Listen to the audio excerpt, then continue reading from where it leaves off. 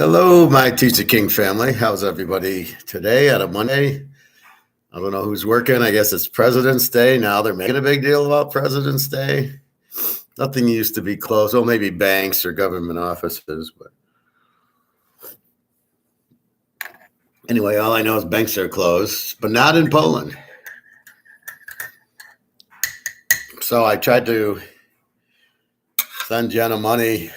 A Ukrainian girl who's visiting in Poland, and I had to do it on MoneyGram, but she changed her passport, or the passport used had a different name on it. Like, I think she tells them and they spell it any way they want. So anyway, it was a different name. So when she presented the passport, they go, no, this isn't the same name. They didn't give her the money. So it got canceled. And it'll take like a week, and then so I redid one with her correct name on her passport. So I'm waiting for her to tell me I got it. She's on her way to the bank, but I don't know how long that's going to take. I don't think it would take too long, but I don't think she'll have any problem. This will give her money to eat for the next 2 days, and then she's back to the Ukraine to have more fun with the war.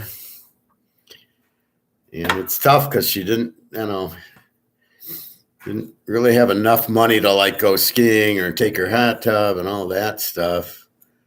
Normally I'm there and then I'll just put it on my credit card. So it's never an issue with the amounts because I'm paying it. So she doesn't care. Oh, let's go on a hot tub. I don't care how much cost you're paying. So anyway, that's what happened. So she should be good. All right, let's look at some current event news. And with me, it's going to be economic news. So what do I see? Turkey's in hyperinflation, which means Turkey's fucked. Once you get hyperinflation, the money's not worth anything. And I got a friend who is visiting from Russia in Turkey. He's going to get her shit kicked out of her because what's she going to do? I mean, they're not going to take Turkey money. This is why I don't know where I'm going to travel to when I go to Europe. I don't know what's safe. I don't know what to bring. I don't know if my money is going to be good. I'll bring some gold and silver. The beauty of gold and silver is it's always good, no matter where you are. This is what I try to teach, what people don't seem to understand. It's money. So if I am in Turkey now and I have gold and silver, I'm eating, I can pay my hotel bill, everything's fine. Even if the US dollar is no good, I'm fine. That's what gold and silver does. Anyway, so I just saw that Turkey's having hyperinflation. Hyperinflation means that the value of the dollar is like almost gone. Like everybody's scared. They get their money, they go spend it. They go to the grocery store, they go buy tuna, and it's $5 a can, and it's $6 a can. I'll read something and then I'll go into that. So that's what I did. So that's what I'm noticing as problems.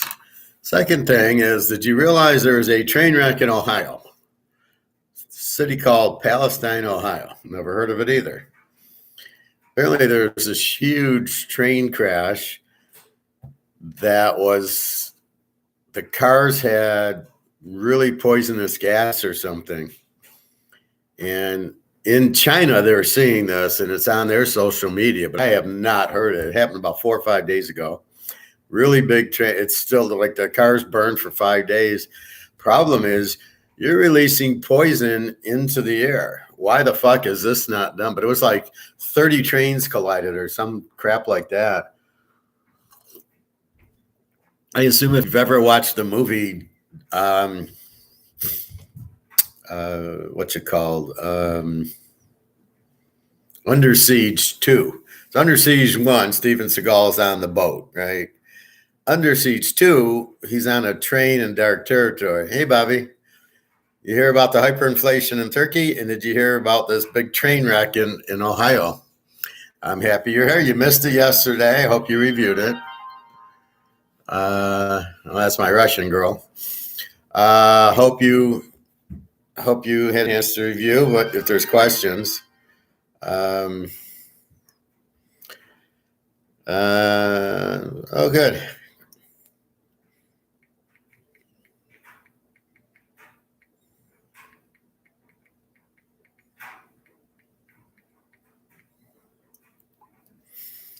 Just a second, I will do a quick snapshot to Honey.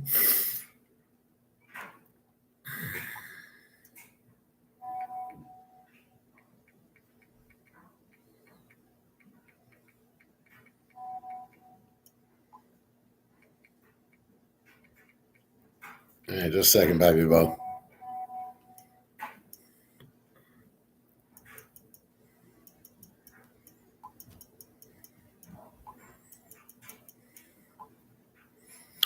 So, okay, good, Bobby.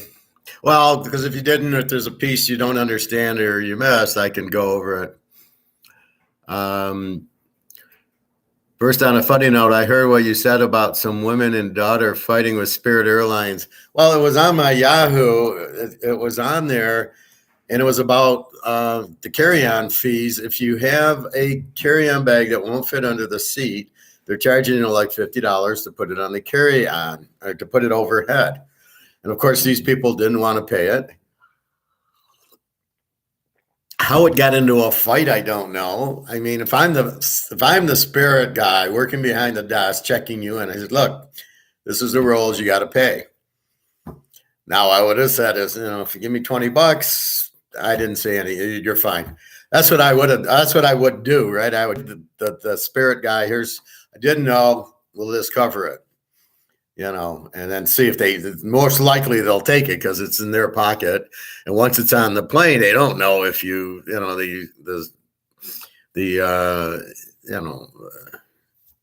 airline people don't know if you paid it or not. Bobby, I actually had to use Spirit on the way back from Dallas since all else was booked, and it was Thanksgiving weekend, and they randomly charged me for my small carry-on. They randomly? Huh. How much did it cost you? $59 or was it $99? I guess it's different at the gate than it is if you check it. Now, if you go international, they'll let you go on with, like I have my black gym bag, and when I went international and made Jenna in Lisbon, I packed my small red one so I could put it overhead, which was fine. And then you're allowed this small bag. So I had my black one, which is not that small of a bag. But and it was going United, and she said, well, because it's international, it's no problem. If it was domestic, they could. But international, you could always. So you don't take the big bag because that's like $75 to check it in. As long as it's overhead, you get one overhead. So I packed it and then the rest in the other. And I didn't pack a full 7-8 days worth of clothes, but I didn't care. Jenna did. If I got a stain on it, she'd make a comment out of it. I'm like, Jenna, you're in the middle of a fucking war. Does it matter if my shirt's got a little stain on it? $100. Holy fuck. Eyeline, it said 30, but since it was the same day, well, probably because you're at the gate. See, there's different charges. You probably should have just went online and said, you know what, just a second, go online, add a bag, and pay the $30 if you had time. But people are missing the point. These people on this that got in the fight, it was a $48 flight, which is extremely cheap. So if it's cheap and then you add the bag, and it's $78, it's still cheap. So it's more. It sounds like if you've ever gone, what was that steakhouse I was talking about the other day? If you ever go to the steakhouse, the steaks, well, I haven't been in years. The steak's $30. Oh, you want a baked potato? That's 10. Oh, you want a salad? So it's all a la carte, which is really ridiculous, but that's the way. It was Morton's Steakhouse. I don't know if Shula's is the same. Probably they're all probably a la carte. So you're paying, well, that's all that's happening here. You're paying for your ticket. Oh, you got luggage. That's going to cost you. You don't have to pay for the seat. If you don't pay for the seat, you're going to get a seat. You bought a seat for your $48. It's just random. So you don't have to buy the seat. So I saw that. Online said 30, but it was saying, yeah, okay. Yeah, so maybe try going online when you're there. But anyway, so as I said, Turkey's going through hyperinflation. Look out. Now, this big train accident I never heard of in Palestine, Ohio. I was just watching it on YouTube. 30 trains crashed and poisonous gas is in the air and somewhere in Ohio. I live in fucking Michigan. And China is all watching it, calling it Chernobyl with all this radiation and poisonous gas and whatever going out. So very interesting, wherever the hell Palestine, Ohio is. But it reminds me of Under Siege 2, where they were trying to blow up the train with all the explosives on it. So I don't know. And I don't know how it happened and, who's behind it. Is it the Russians? Is it Putin? Is it Biden? Which one of these morons is doing this? But just another crazy thing. So be careful with that. I have to look on a map. I don't know how close I am.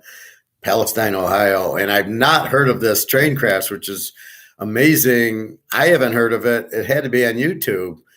And there some off channel. I just go through, I'm at home looking at all the little boxes and it was there. Now, we're going to talk right now about Japanese going to Japan's central bank digital currency in April. What does it mean? All right, let's read it.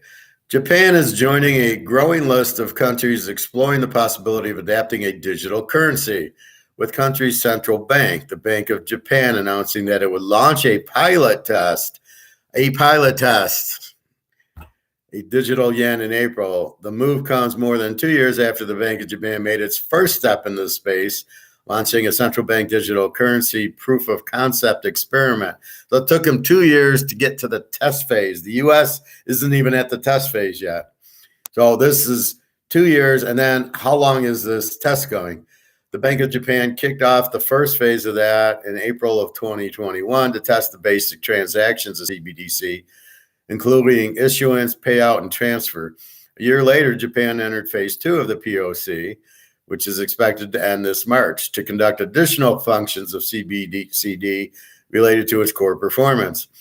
The pilot program launching in April aims to test the technical feasibility not fully covered by the POCs and to utilize the skill and insights of private business in terms of technology and operations by designing a CBDC ecosystem in the possible event of social implement. They're not, it's possible, maybe, which means probably not. So I know everybody gets scared. Oh my God, they'll see all our transactions. What am I going to do? How, and so this is Japan. They're not even here yet. I mean, it's years away from here.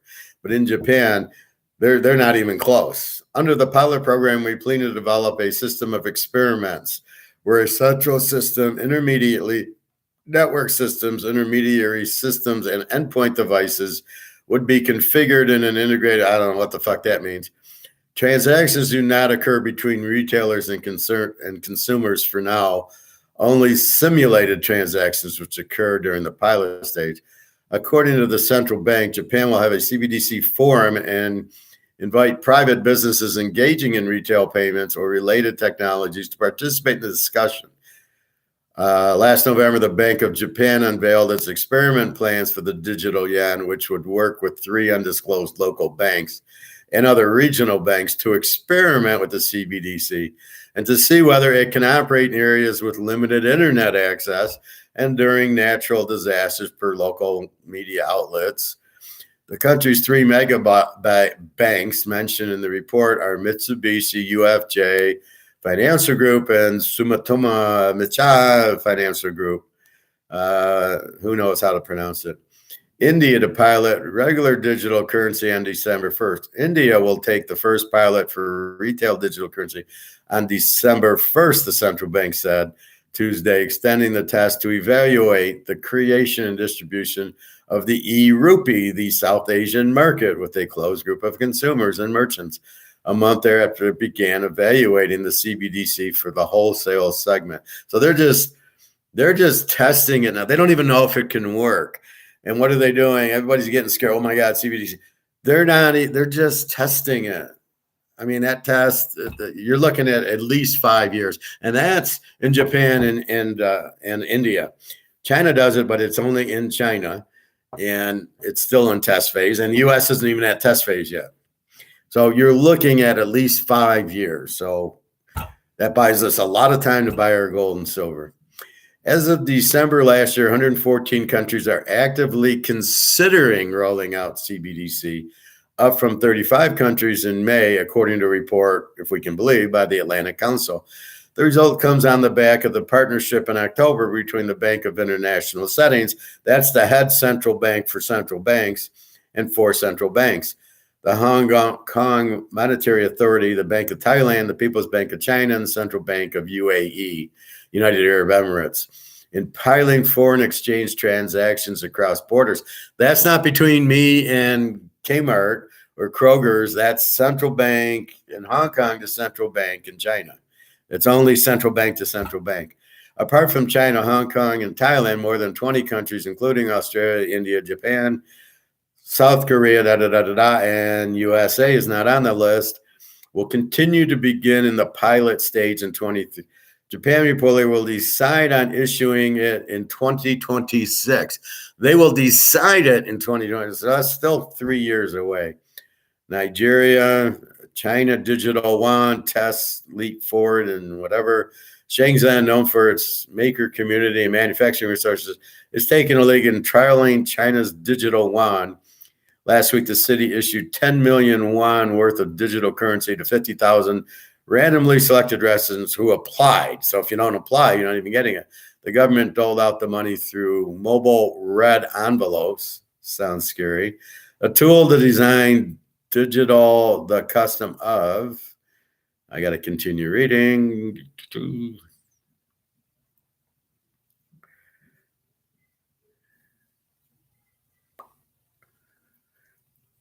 Let's see.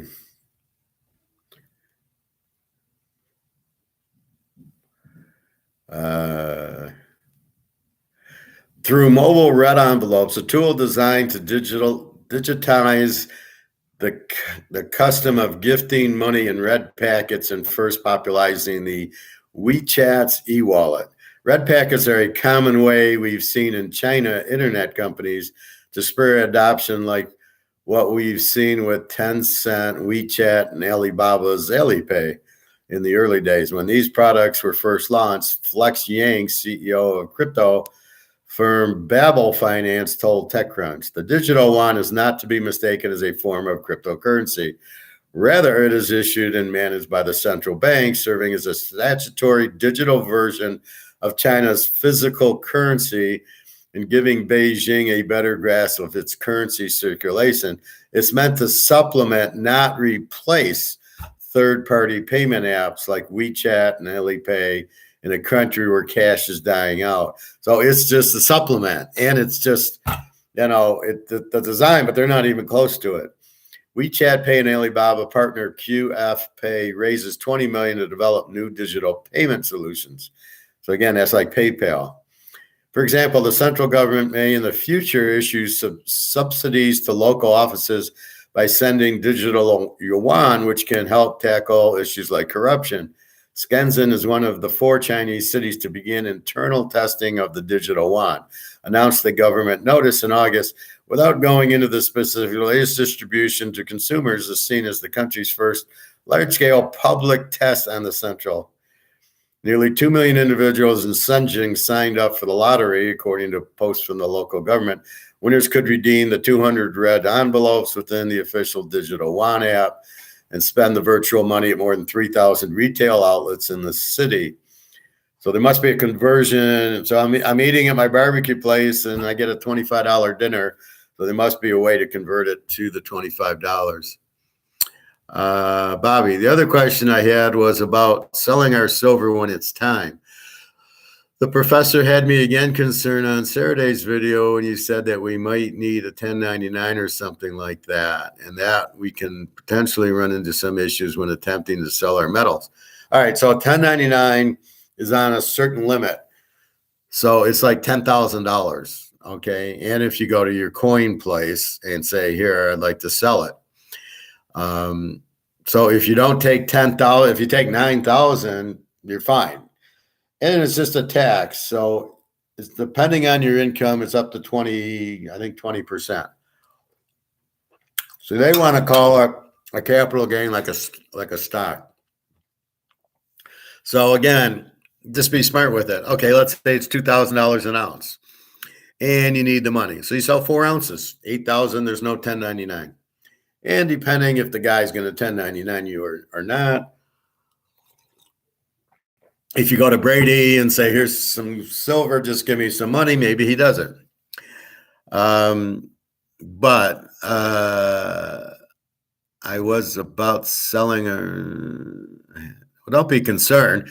I mean, at worst case, you got, silver's 20,000 an ounce. So you're going to sell 5 ounces, 100 grand.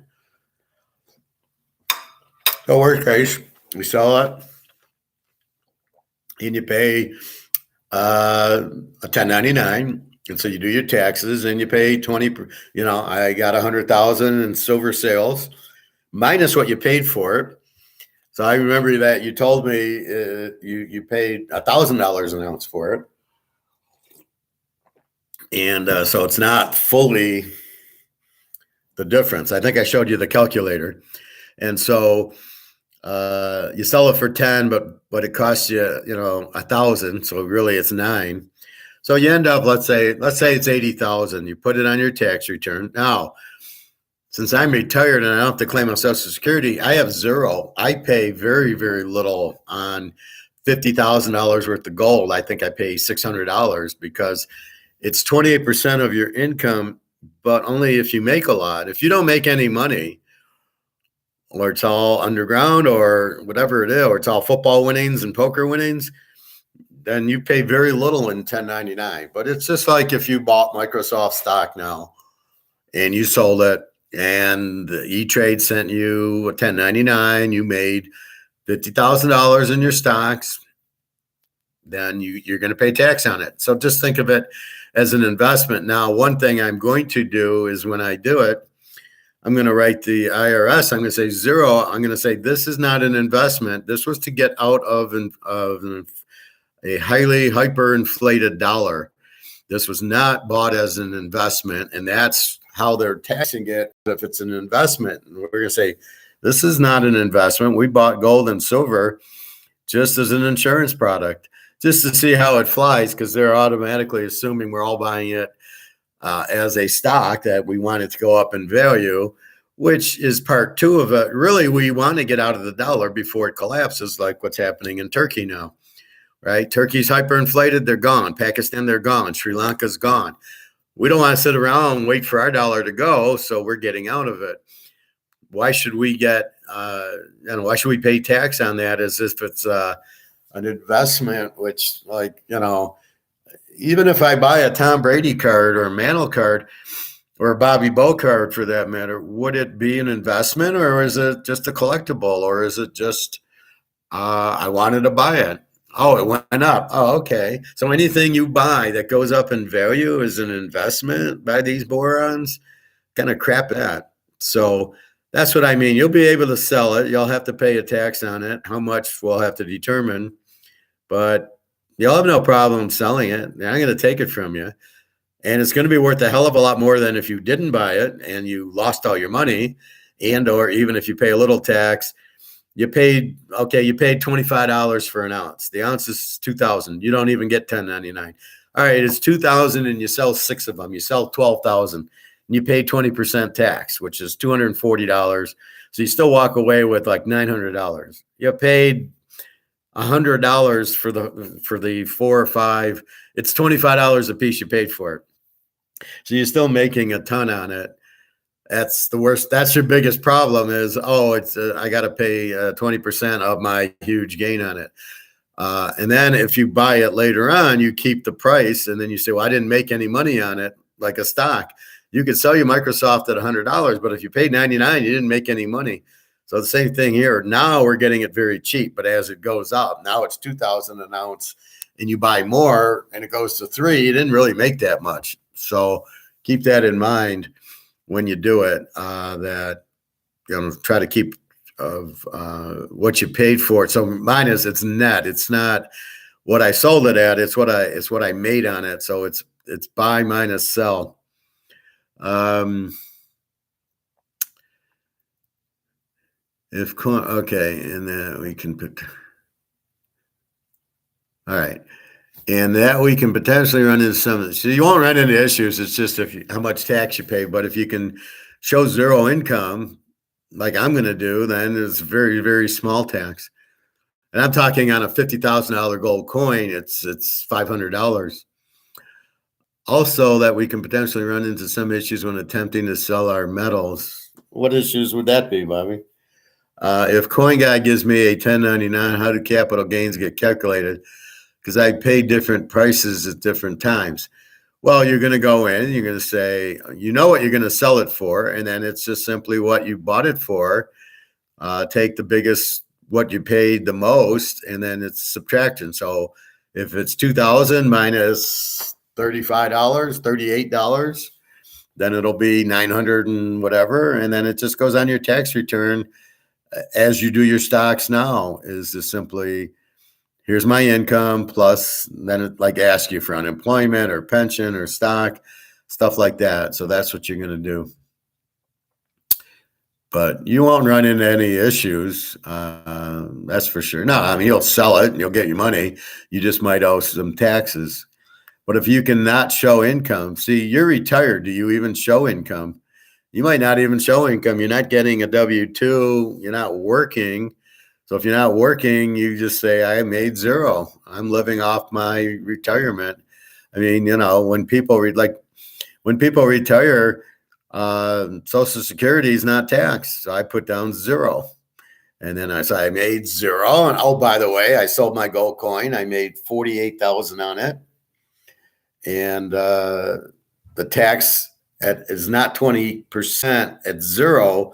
It's 28% if I make 100 grand. If I make zero, because it's Social Security, I then pay like 2% or something. It's very, very low amount. I'll show you that calculation. I've shown it before, but I'll show it again. I wanted to finish this digital currency thing.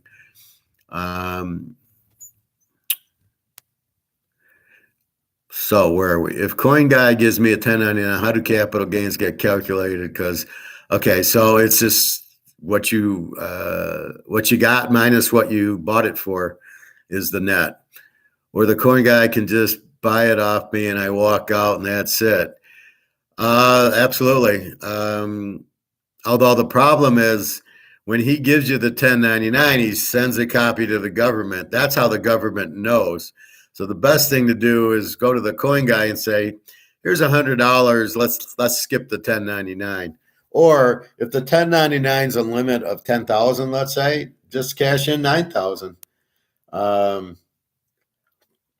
Because silver will probably go to, maybe 5,000 an ounce. We'll see. But when the shit really hits the fan, it'll go to 10. But, just cash, 9,900, and then you don't get 1099. And you just keep making 10 transactions at 9,900, and you'll never be 1099. Just go in every other day or something. Now, what my guy said, and I talked to him Friday, he says, well, if you got like 50 grand, we're going to issue a check. You'll have to go to the bank. And then he tried to be funny and said, but the problem is you're going to get this at the bank. And I said, I'm not selling it if this is at the bank. I'm only selling it when the new money comes out. He thought there'd be new plastic money. So that's really what it is they're going to give you a check. And I says, what if somebody comes in and buys it? Well, I guess they're going to take checks. They're not going to have 50,000 sitting around. That's one of the problems. But that's the thing. Now, if we go to Europe to cash it, we go to Switzerland where there is no 1099, right? So you fly to Switzerland. What I would do in this case is open up a bank account wherever the fuck I am. So if I go to Switzerland, I'm in Zurich, and I got my gold, and the guy's going to give it to me. I'm going to say, you know what? Open up an account, put it in my account, and then I can transfer it here or keep it there or whatever I want to do with it. And then it won't be 1099 because that's only in the U.S. Switzerland's not going to. It's not the U.S. They won't do that. So if we have a lot to cash or whatever, clearly it pays for the plane ticket. If you're going to get 50 grand in gold, the ticket's $1,000. I think it's worth it to go, but that's where the break even comes in. Well, let's see. I'm not making income. 50,000 minus the 2 I paid is 48,000. And with 48,000, and then, I'm still going to fight it and say, I did not buy it as an investment. I am buying it as money. And I do not see why I have to pay tax on my money. If I get this, I don't pay tax on it. However, what they failed to tell you is this never goes up in value. Let's see. So let's keep going, Bobby.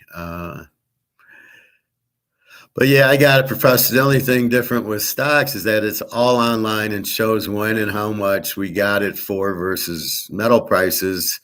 It's all paper receipts, and in some cases, the coin store gave. Yeah, and it probably doesn't go anywhere. So if you put a few zeros at the end of the gold, who's to know? No receipts at all, for instance. I am not sure I know where my receipt from the silver I bought from in Texas is. Well, if you paid cash, you just make it up. Say, he didn't give me a receipt. This is what I spent it on. If you use the credit card or debit card, you'll have the receipt on your statement. If I got online receipt from JM Bullion, then sell it to the coin store. Well, that's how you'll 1099 it. But how do you know which one you bought? Because you're just buying silver. So you don't know which silver you got. So I would just, at the beginning, take the highest amount. So if you paid $35 for it, 38, that's what you bought it for. If it goes to 2,000, it's 2,000 minus 38. But you're only going to sell like 9,900 worth. And then you'll sell every week. You'll come in, give me my 9,900, and there's no 1099. And that's what you got to do. Now, I was in the store with my friend who I hadn't seen in 2 years, who I didn't even know was my friend. She'd have thought I was, superstar or something. She says, "Oh, you were right on everything. Unbelievable." And I go, "Well, yeah, I'm a pretty smart guy. I guess I would be right on it." I says, "I'm just taking it out of my master's class, out of my notes."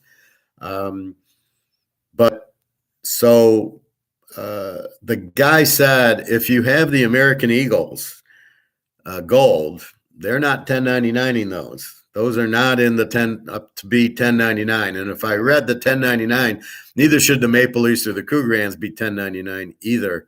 So that's another out. If we have U.S. Eagles and you have the 1 ounce gold and it's 50,000, he's not going to 1099 you on that. So all the Eagles you've been buying in silver, and I got some Eagles and some bullion. I think the bullion are still U.S., and I'm not really worried about 1099ing my silver because, to go to 2,000 or 3,000, I'll just sell 2 or 3 at a time. I don't really need the money at this point. If Carmen keeps asking for computers, I'm going to need the money, but I don't really need, that's why I've got extra money waiting. You're saying, am I buying more gold with my football? That's why sometimes I put it away. I know I got the girls, and I don't want to start selling the gold and silver at these low prices. I want to wait till it goes up. So I got my gold and silver here. That's my life insurance, retirement, and take care of the girls. And then I have my money here, which is just in case I need a little bit more money. But the $2,400 a month on Social Security pays the rent, the food. So when I got hit with a car insurance, then I got to think, wait a minute, no, that's included in my $2,000 a month, right? So my bills for the rent and the utilities and my food and my insurance and swimming is part of the 2,000. So any of those charges is part of the 2,000. Now I might eat more than I'm allotted, or some credit card charges, or the girls. So we have to know about that. If I can, okay. So I would give Tuesday CPA my receipts of when I bought and sold. I'd hold off on that because I would wait till I sold it, and then I would do that. But you haven't sold anything yet, I don't believe. At these prices, I hope not. But at this price, you wouldn't need to 1099. You wouldn't have made any money, because if you sold 10,000, it probably bought it for 10,000, right?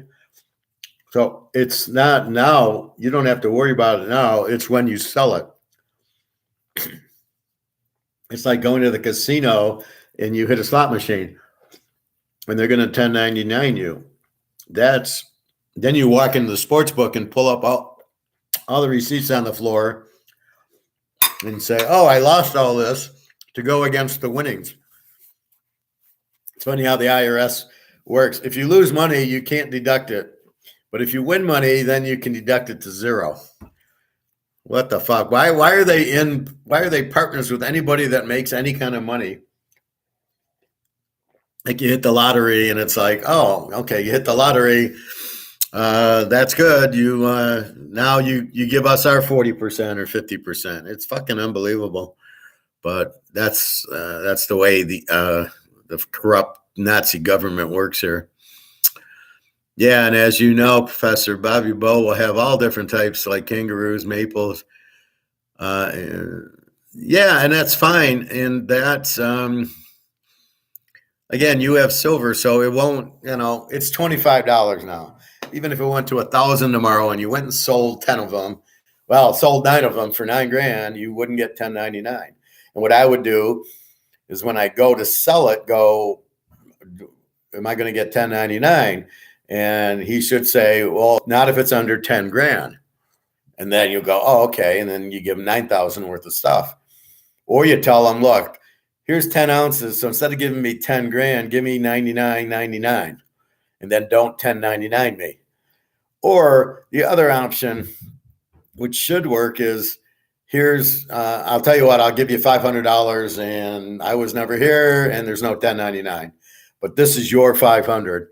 And my bet is if you go into the smaller coin stores, like my guy in Ann Arbor, more than likely he ain't 1099 you.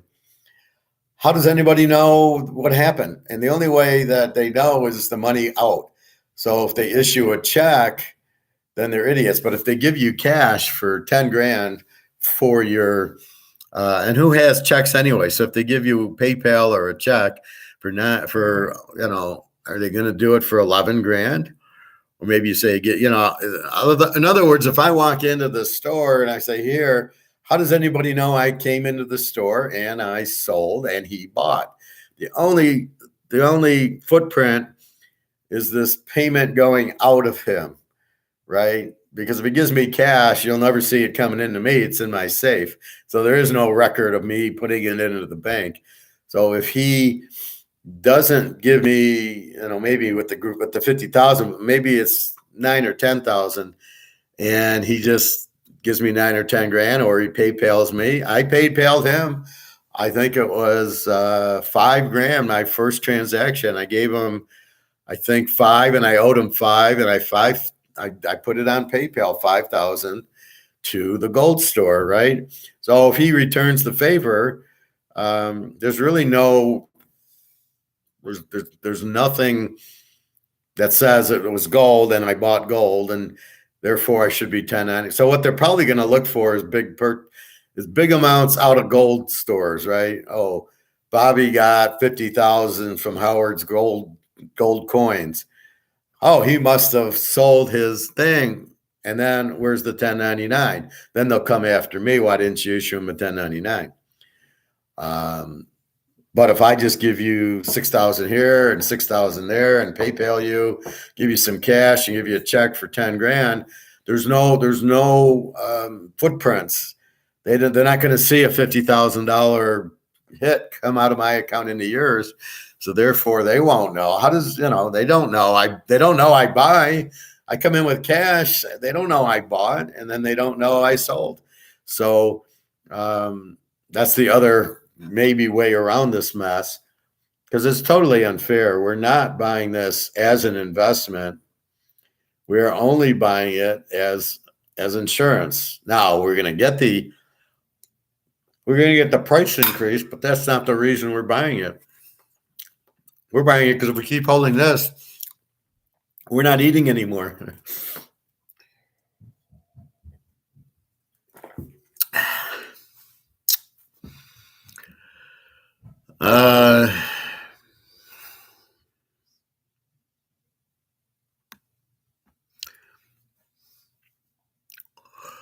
No, it's fine. You have different, they're just different countries, and they're still silver, and you'll still, even the buffaloes that I have are bullion, but they're one out. Like, what if I sold this? This is just gold. I don't know what you'd call it. You'd say he sold gold, and I'd get that. So that's really what it is, but they just want their half of it. Anyway, let me quickly finish. So this is about the digital currency. There were previous indications of an incoming app in April. Shenzhen's digital currency vehicle launched a wave of e-recruiting for technical positions like mobile app architects and Android developers. As its next step, Shenzhen will launch a fintech innovation platform through its official digital currency institute. Central government document. This is China. The city's 5-year development measures, including attaching more foreign investment. The city will also play a key role in furthering the digital launch research and development. The city is well positioned to test private involvement, for it has been a national model for market-driven economic reform. So there's one city in China that's basically the test city, but it's still 3 years away. In China, good luck here. China controls all its people, so if they say you're going on the central bank, you're doing it. Now, we read yesterday in Nigeria, there's riots going on because they don't want the digital currency. Again, it's like the electric car. There's no demand for it. Nobody wants it. What's rule number 5 in, rule number qualities of the medium of exchange: portable, scarce, divisible, fungible, and acceptance. Well, there is no fucking acceptance. We don't want it. We don't see a need for it. Their big thing is, well, we can catch, terrorists. Okay, well, catch them a different way. Whoever you think's terrorists, you think they're going to use this? That's the funny part. You think the terrorists are going to get on digital currency? They're terrorists. They probably will avoid the digital currency. If the pilot goes well, we can anticipate other cities will launch their pilot programs along with new application scenarios, thus accelerating the digital currency, observed Yang. This is, again, in China, not here, it's starting in Japan is all it's doing. Hong Kong shows desire to be crypto hub with new regulation. We don't care about crypto. So then you might ask, what's the difference between crypto and digital currency? And they're making it saying, this is not crypto. This is digital currency. This is money, I guess. And that isn't. So you can see these countries who are on board, whatever that means, but nobody really wants it. And so we will see.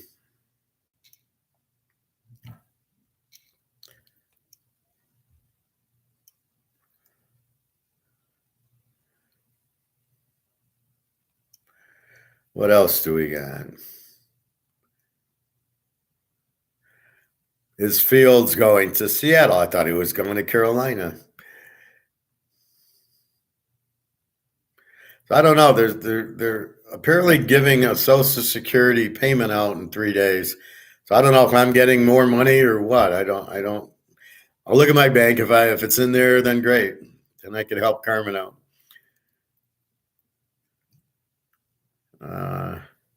U.S. warns tourists to avoid certain areas of Mexico.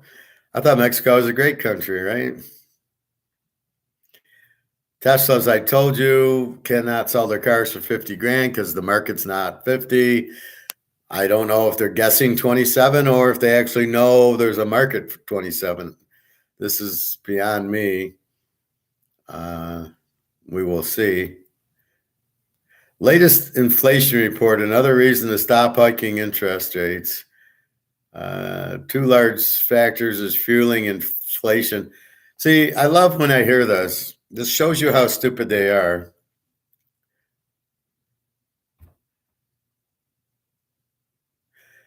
Latest inflation report. Jeffrey Summers is professional political economy at the University of Wisconsin.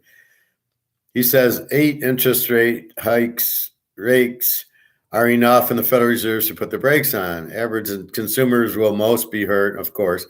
Inflation, consumers hate it, especially when wages fall to keep pace. Yet the most radical actions to stem inflation can seem more like Civil War battlefield surgery for the economy. For labor, continued interest rate increase risk throwing an already, what the fuck are they talking about?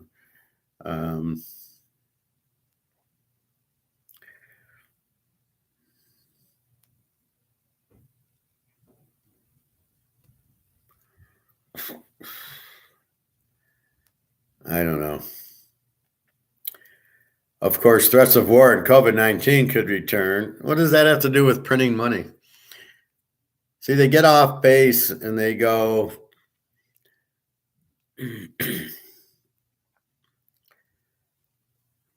average and consumers will be hurt by higher costs to borrow for credit. Well, duh.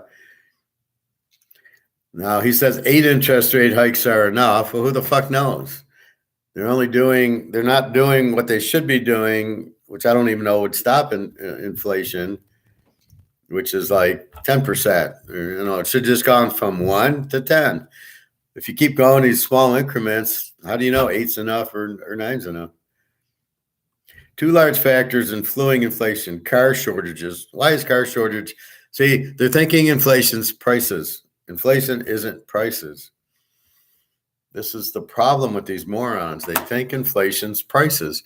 Well, we have a chip shortage that raised prices. That's not inflation. It's printing this fucking money to death. That's all it is, and it's just amazing. See, as soon as you read that, you know they're full of shit. Bobby. Then now it froze. If I don't know if YouTube is trying to block off this valuable information. No, I think it's just my YouTube. I can see it froze a little and then came back. Phil keeps getting his they're not letting his comments go through. And I tell him to try a different way. We were talking about the communist guy yesterday, and he wrote something and he says, "Do you see it?" And I go, "No, I don't, I don't see it, but I saw what he said. Do you see it?" That one came through. So there must be an algorithm looking for particular words. So if you're getting blocked on one, try wording it differently. Or as I say, just email me the comment and then I can look at it and talk about it. I'm not being censored as far as what I say. I'm not aware of that. So it's now back up, so hopefully it stays. I think it's my internet, or it could be YouTube. It randomly went back to the beginning, and I fell behind. The beginning? You mean the beginning of the class? And I'm at 49 minutes now. Yeah, and just a few minutes ago, one of my comments didn't go through. Try it again in use different wording. Although yours is always so hard to read anyway. So try it again. wording it differently. So the digital currencies are at least 3 years away, and that's in China and Japan, not here. Here they haven't even started. These bubbleheads, you think Biden and these bubbleheads that can't do crap, that are like running around after balloons, you think they're going to be able to do digital currencies? No chance. And what does that mean, really? Does that mean all our money will go to digital currencies? Does that mean, what exactly does it mean? Will we have the option of using paper money? Or that's it? It's all through digital. What if we don't want it? So there's a lot of questions that aren't answered because they don't have answers to it. So you must understand that. Shit.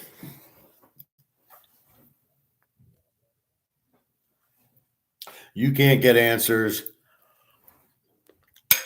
because they don't know how to answer you. And keep in mind, the government's so, not only are they corrupt, they're so stupid. So you have no idea. I mean, it's look at everything they screw up. So I don't know. I wouldn't worry about it now. I'd say we have till at least 2030. And by then we'll see. Hopefully we'll all be in a different country counting our gold and silver. That's all we can do.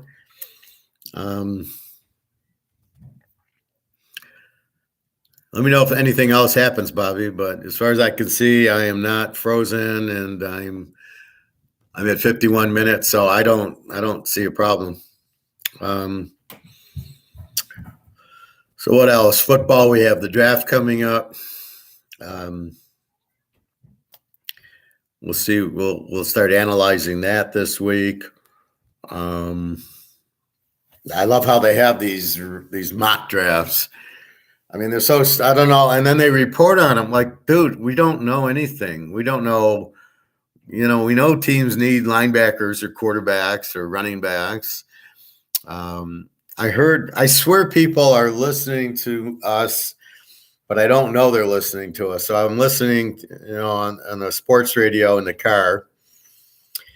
And some guy said he didn't like the Ohio State quarterback because he went to Ohio State.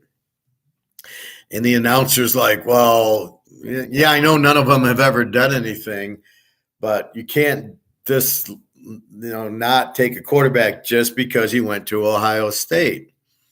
In other words, if he's good, you should draft him. And that's my whole point. Well, we all thought Fields was good, and JT Barrett was good, and Caldwell Jones was good, and everybody else had all these things. They were great.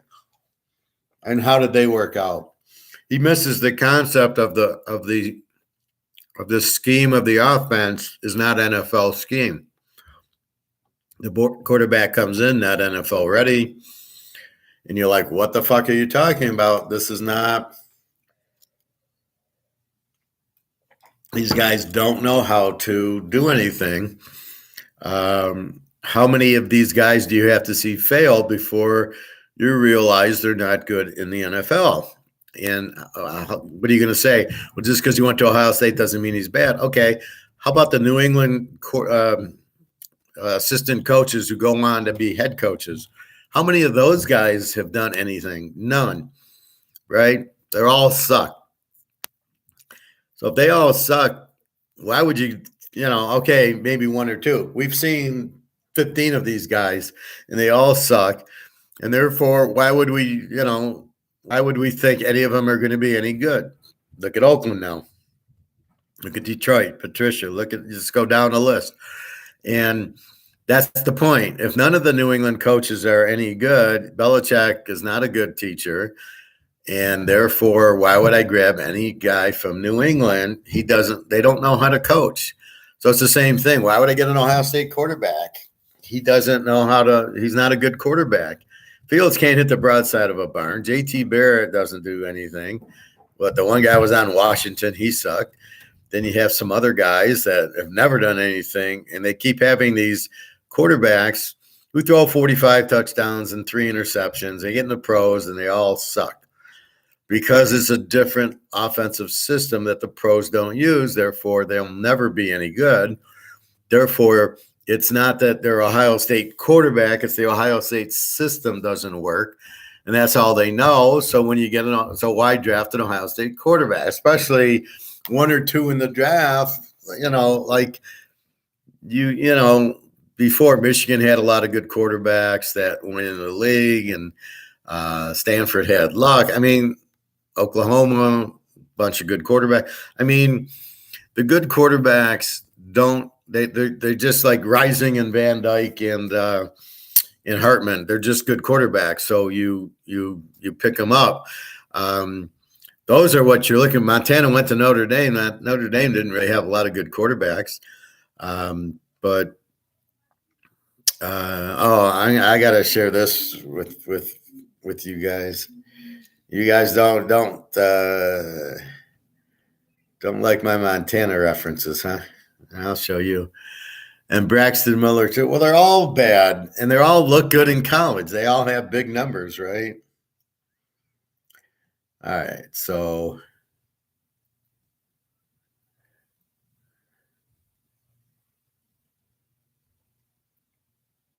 here's the one on the train crash.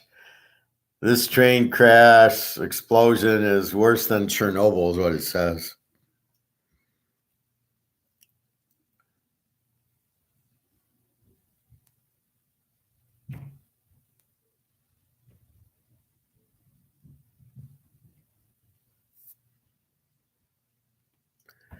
All right.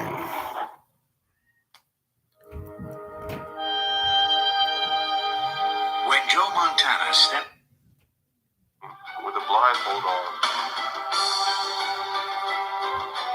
it was this unique, fully dimensional mind. All right, I'm showing this for you who laugh at me for thinking he's not good. World Championship game.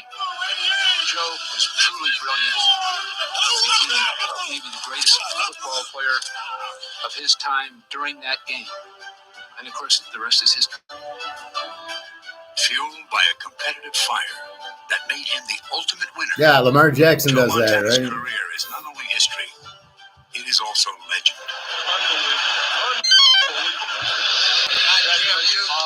Congratulations for everything. Well, I think that they're going to remember him with his arms up in the air, signaling a touchdown after a last-second drive to win either a Super Bowl or a very important game. But I'll remember him back in 1979, a scrawny kid out of Notre Dame who came in and built the foundation for my franchise that has carried it through the 80s and into the 90s. And there'll always be that very important cornerstone that started the 49ers on a winning way. The 49ers are wanted. In this day and age of searching for heroes, he will be a hero of the 80s and 90s. The legacy that Joe Montana leaves the NFL for all young players, and I hope even my children, is never quit. You never give up. There's a lot of people that play the game, but there's not a lot of people that know how to play the game. Joe Montana knew how to play the game. At some point, you have to say, you have to think that someone is the best that ever played. And if you really think that, you got to say it. You got to throw the disclaimers away. Joe Montana is the greatest quarterback that ever played the game. Boom. Now, for all you people that kind of want to go to Tom Brady, that's why I did that, because I was watching this Montana thing last night. And when John Madden says it, so forget me saying it, when John Madden says he's the best that ever played, now this was before Brady, I still question how I can't use him as my argument that he's better than Brady. Yeah, Brady won. Are we looking at how many titles they win to qualify them as the best, or how they played? Right? He had he hurt his back, and 5 weeks later he had surgery and was back playing, winning Super Bowls. So, again, he was injured. He missed 2 years because of the 1990 hit by the Giant guy. Leonard Marshall, I think, broke his ribs, broke his hand. So you had a lot of issues where he sat out 2 years that Brady didn't. So he could have won 6 or 7 more because that Niner team was great. That would have been interesting to see him against Jimmy Johnson. I'll tell you that. Dallas would not have won 2 straight Super Bowls if Montana was still on the Niners and healthy. But that's the thing. When you got John Madden saying it, you got to look at that. But now he went to Notre Dame. If he went to Ohio State, he wouldn't be all that good. But that's what it's either he's good or, like he said, he knows how to play the game. And that's what I look for when we're handicapping. We want to look for Joe Montana types. This is why I get all excited about Rising and Hartman and Van Dyke and all these guys that have it and that win. That's what we want. And this is why when I say I don't like Lamar Jackson, because he's not doing that. Montana ran a little bit, but he wasn't a runner. But in the piece, he said he would hit the guys and always lead them, and they could always catch the ball and keep running. Lamar Jackson's lucky if he gets it within 10 yards of the receiver. But the thing is, he's not it. Okay, so he's a great running back. Do they win every game? No. Do they win the playoff games? No. Maybe he needs to do like Montana. So Montana in the Super Bowl against Cincinnati drives him, 90 yards with 2.5 minutes left. How many times has Lamar done it? Oh, he's still learning. Oh, I'm sorry. I mean, Montana did it right away, right? It's the second year he beat Cincinnati. So that's what I'm looking for. You know how much money I went on Joe Montana? It's insane. I bet I won my car with him. That's the point. That's how I view. I'm betting on the quarterback and I'm betting on the coach. And you don't see Bill Walsh's or Bill Parcells or Jimmy Johnson's out there. And when I say the term, these guys stink, when I say they stink, it's because they can't lead the team back when they're down, right? I'm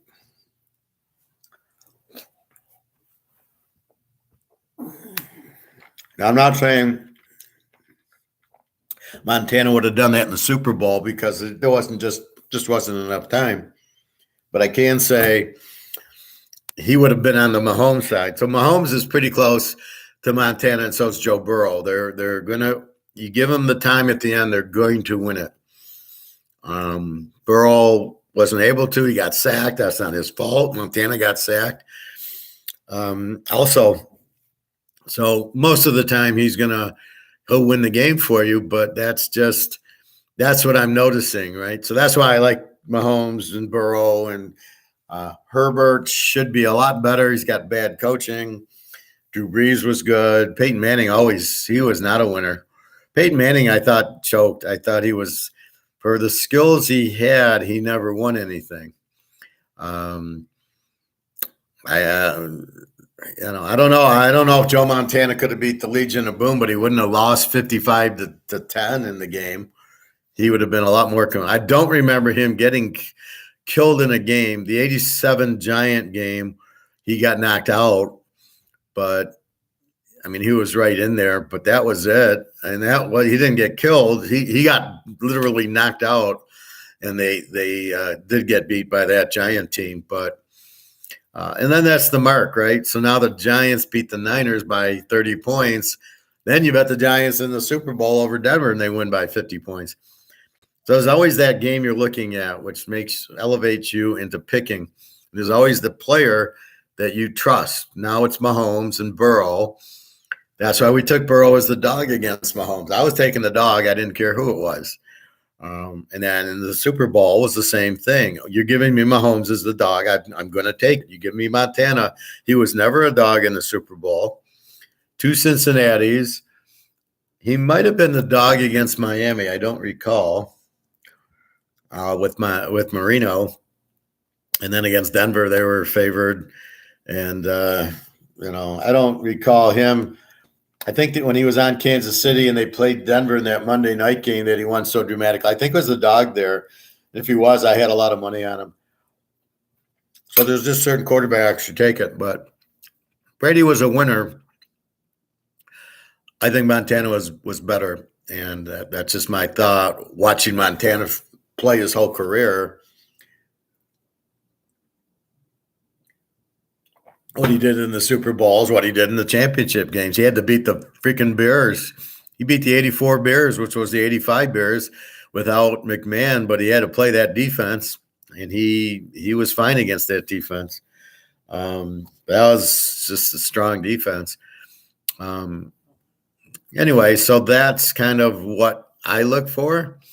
And that's why when they bring out these Ohio State quarterbacks, you just look at them and you go, I don't know what we're looking at here that makes you think that CJ Stroud is going to be any different than Fields or Braxton Miller or any of these other clowns that come out of Ohio State, because it's the system.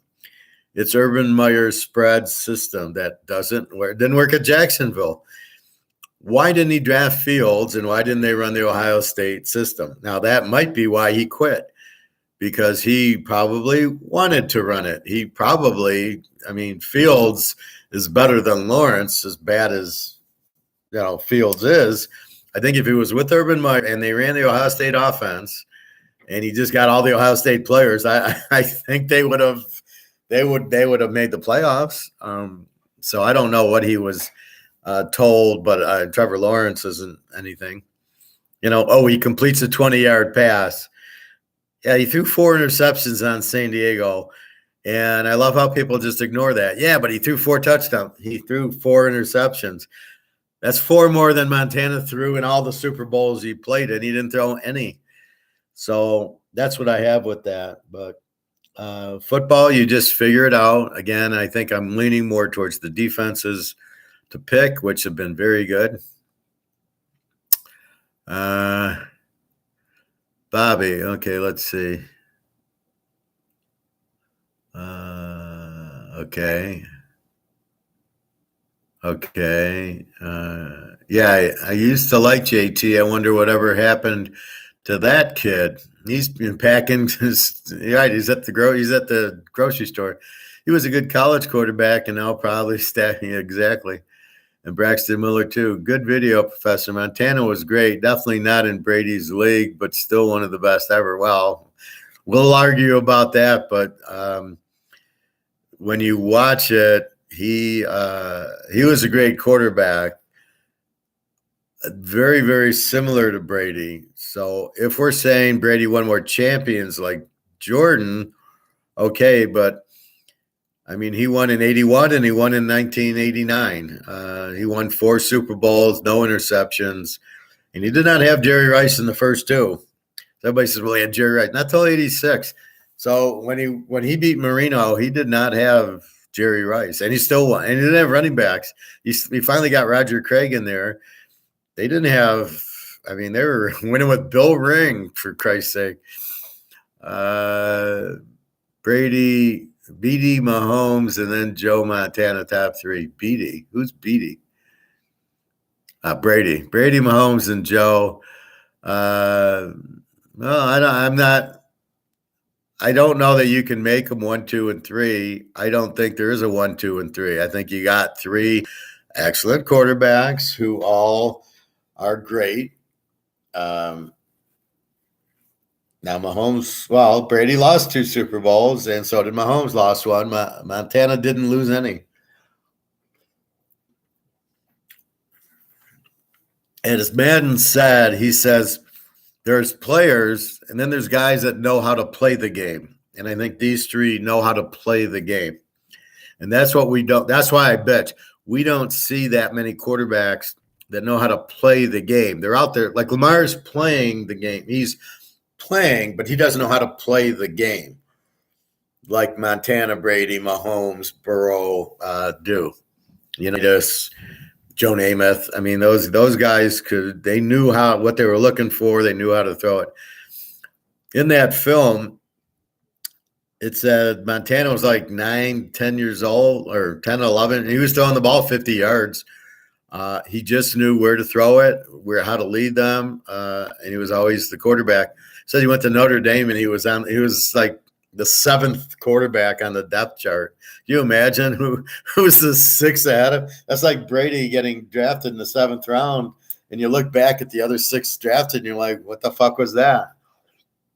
These guys all, it shows you how stupid the GMs are, which goes to our class on gold and silver in the economy, right?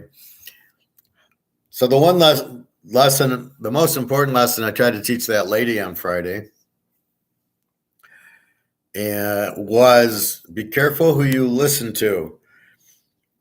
You don't want to listen to a communist or a Keynesian or some idiot who doesn't know what he's talking about. You need to listen to somebody who's smart, that is an Austrian, that knows what's happening and can tell you what to do because you don't know. So you're trying to educate yourself.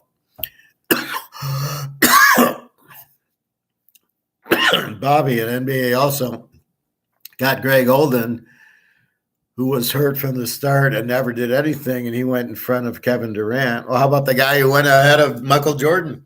Michael Jordan was not the first pick. It was that big guy out of Kentucky, I think. He was like the big center, but he hurt his foot, and he never really played. And the same with Bill Walton, who played that 1 or 2 for good years at Portland, breaks his foot, doesn't play again. Even on Boston, his foot sucked in '86. But that's what happens. But it depends on the need of the team. Kevin Durant's just a shooter. So did I need him? And I don't remember Kevin Durant in college. I don't know what team he played on. Was he any good? Just like, what's the guy in Golden State? Jesus. I kind of get caught with that guy too. His dad was good, but when he played, he wasn't anything special in college. And then he got on the right team with the right system. He was the guy's kid. I can't, he's the superstar, but I can't think of I can see him, but I can't fix the fucking guard. Steph Curry. Why do I get tongue-tied with Steph Curry? But anyway, he wasn't anything big in college. It wasn't like All-American or, win the Heisman Trophy or whatever they do in basketball. Greg Oden was out of the University of Texas, was great on college. That's why he got drafted so high. Or are you saying Durant was at I know Odom I thought was at Texas. Durant, he was great in college? Okay. But that's college ball. I liked it back then when the guys played 3 years in college. Now it's so stupid. They keep drafting freshmen and none of them ever work out. It's just amazing how stupid these GMs are. Then they created this F League so they could just leave them in college. Go play 3 years in college. At least play 2 years like Magic Johnson did. And if they play like Magic Johnson, then draft them. Otherwise, these freshmen that are drafted, what is wrong with these teams? Oh, my God, they're so stupid. But anyway, back to the lady. So I told her, you got to be careful. And you're trying to learn, but who are you listening to so you can learn correctly what it is because you want to learn?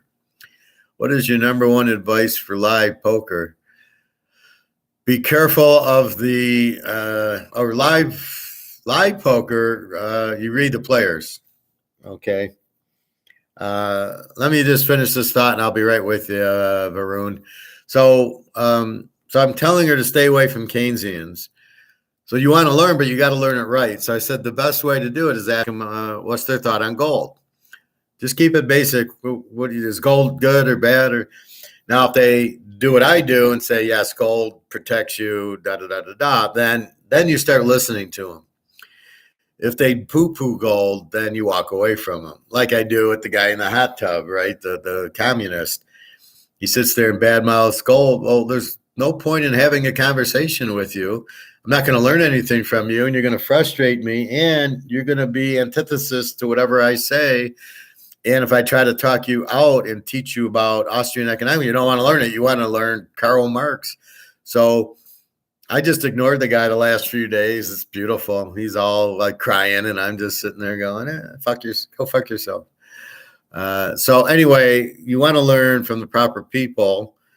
And you have to test the proper people by saying what's your stance on gold and silver.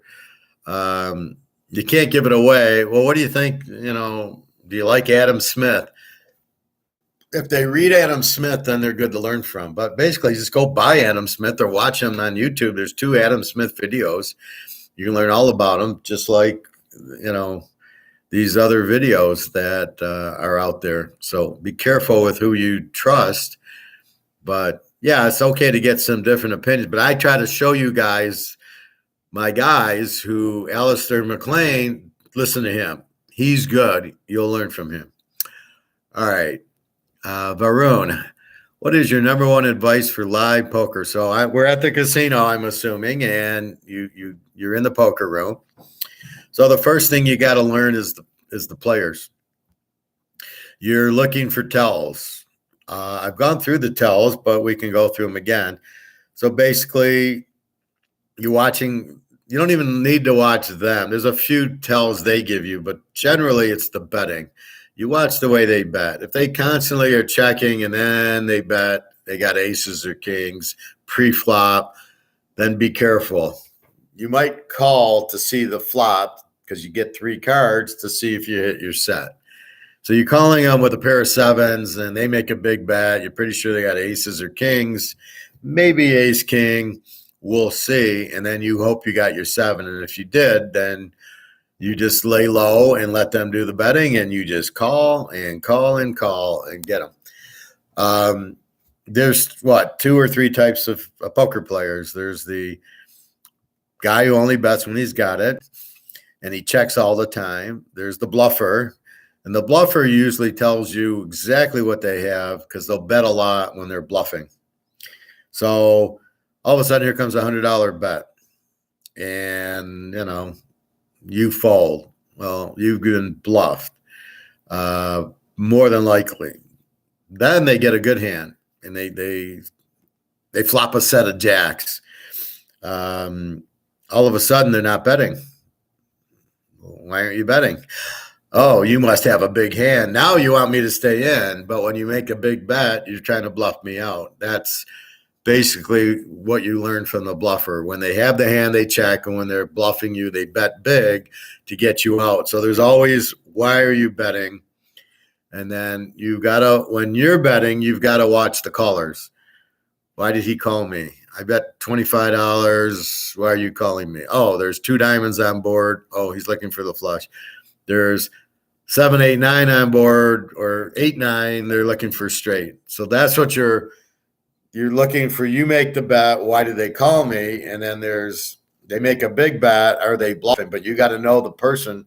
Do they bluff or not? Not everybody bluffs, and they bluff in different situations. Then you have an Eric Seidel who looks at he bets against you. So if you check, he'll make a big bet against you. Now, if you know this and you've got a full house, you check like Johnny Chan did in Rounders. Hit the straight, check. Seidel, playing like an idiot, goes and he makes the all-in bet, and Johnny Chan calls him. So Johnny Chan knows he's going to go all in, so he checks to sucker him in. Eric Seidel wasn't smart enough to understand that. He should have said, wait a minute, he's reading me. Therefore, if he's reading me, I better, and he checks, he might be laying the trap for me. I shouldn't go all in because he knows when he checks, I go all in, right? I try to bluff him. So you're reading the player. So that's the most important thing you can do is know who you're playing against, just like anything else. Is it a stereotype that young Asians are good at poker? I don't know.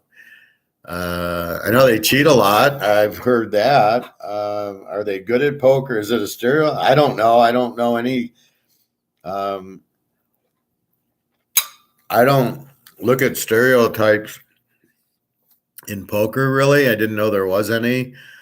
I don't think Asians are any better at poker than anybody else. I do know some players play as teams. I've seen a wife and a husband, they're white attorneys, play as a team. They'll put out a chip that says, I got a good hand, and the lady and the wife calls or raises or whatever they do. And I know they cheat. I've caught them cheating a couple times. So there will be teams, so you have to be careful of that.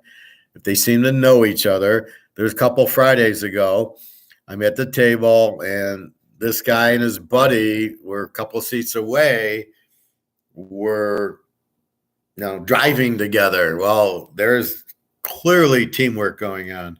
So I'm watching either one guy's in or the other guy's in, and they're taking turns in the pot. And when they're in together, nobody else, they're not betting.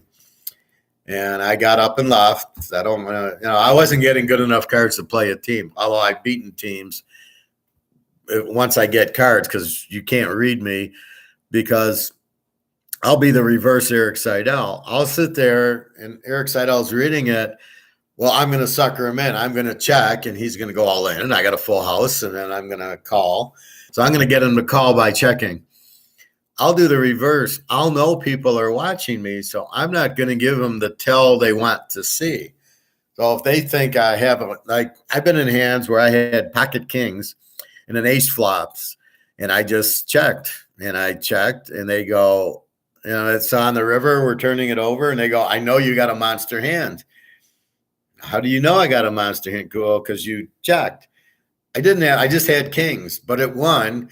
But the ace scared me, so I didn't bet it, not because I was trying to draw them in. This is what confuses everybody with me. They think they know how I play, and they don't. And nobody does, because it's all psychic feel. And it's just I know what to do at what time. And very good at reading the players. So when they're, and then I listen, and they're saying, oh, I thought you had a big hand because you checked. Oh, okay. So, then what do I do when I don't have a big hand? I still check. So you don't know if I got a big hand. That's why sometimes you do that. Then you check because you have shit, and they don't bet you because they're afraid of you, and they don't know what to do with you. So they check back. So I'm getting free cards. I got 8, 9 of diamonds, and here's one, now I caught a 4th diamond on the river, or 4th to a straight. Now I'm going to go after it. And that's really what happens is you give them reverse tells and fake tells. You've got to understand that they're watching you. All right. So Varun, the biggest thing is they're watching you, and you know they're watching you. And so you come up with fake tells. You come up with plan Bs. Now, the only sure tell I know if I was playing you would be if you have a full house and you make a bet and you look up and you watch the TV. That tells me you don't give a fuck what I do because you got me buried. It's the only tell that I really know is a tell. Watching the person is they'll watch the TV because they have no interest. If you're watching them, they're not nervous. They've got the hand. So when you're in a situation where if I got 4 9s, I'm not going to be too nervous, am I? I'm going to be doing all I can to calm myself down, because you get 4 9s, you're really freaking out. I got to see if Jenna got her money. Let's see.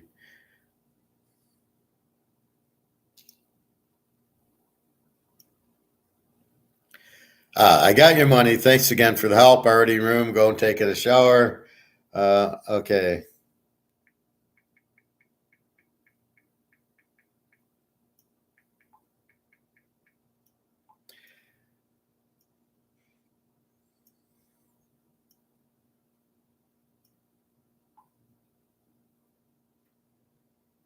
So she got the Western Union or the MoneyGram.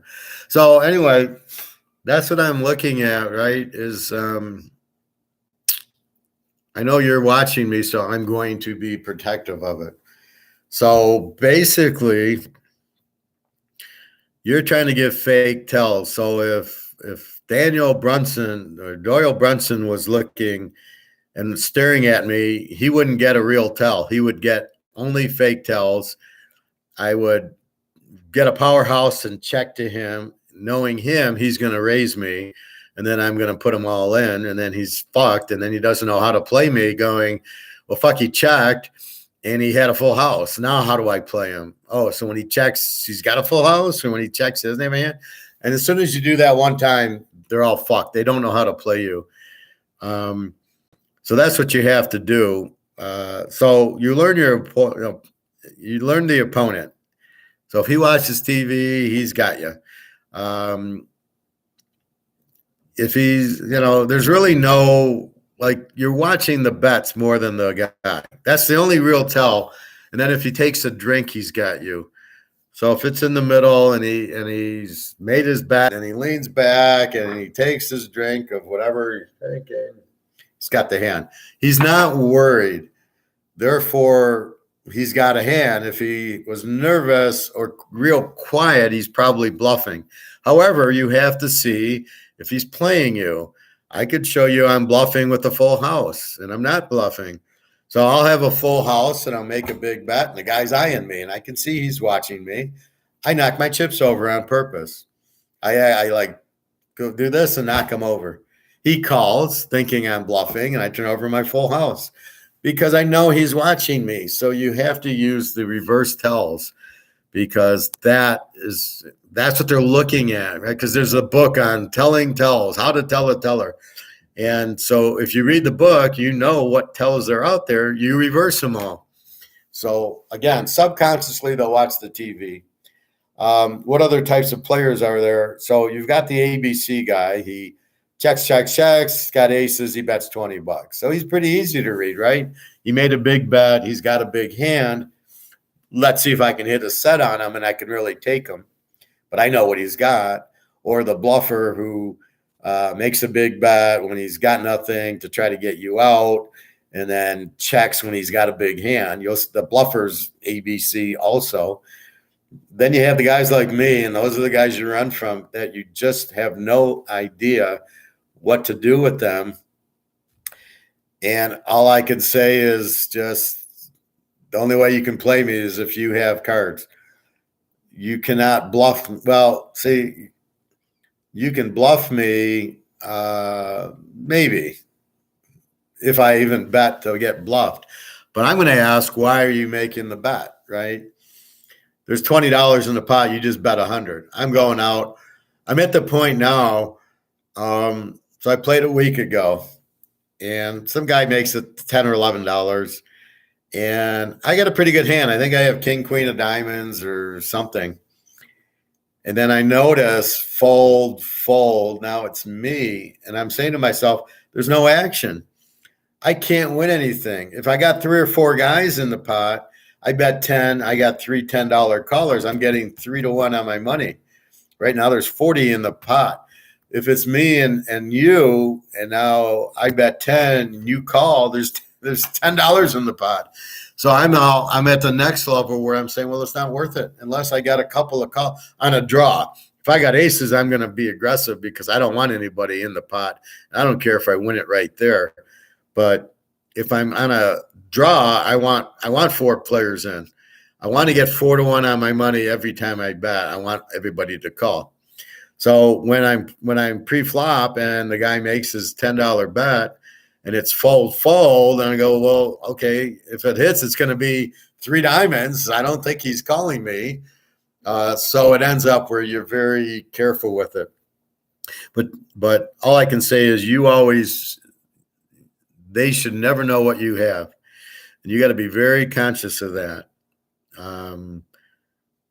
Basically, Daniel Negreanu is clueless. When I watch him, he makes these big bluffs on the pre-flop.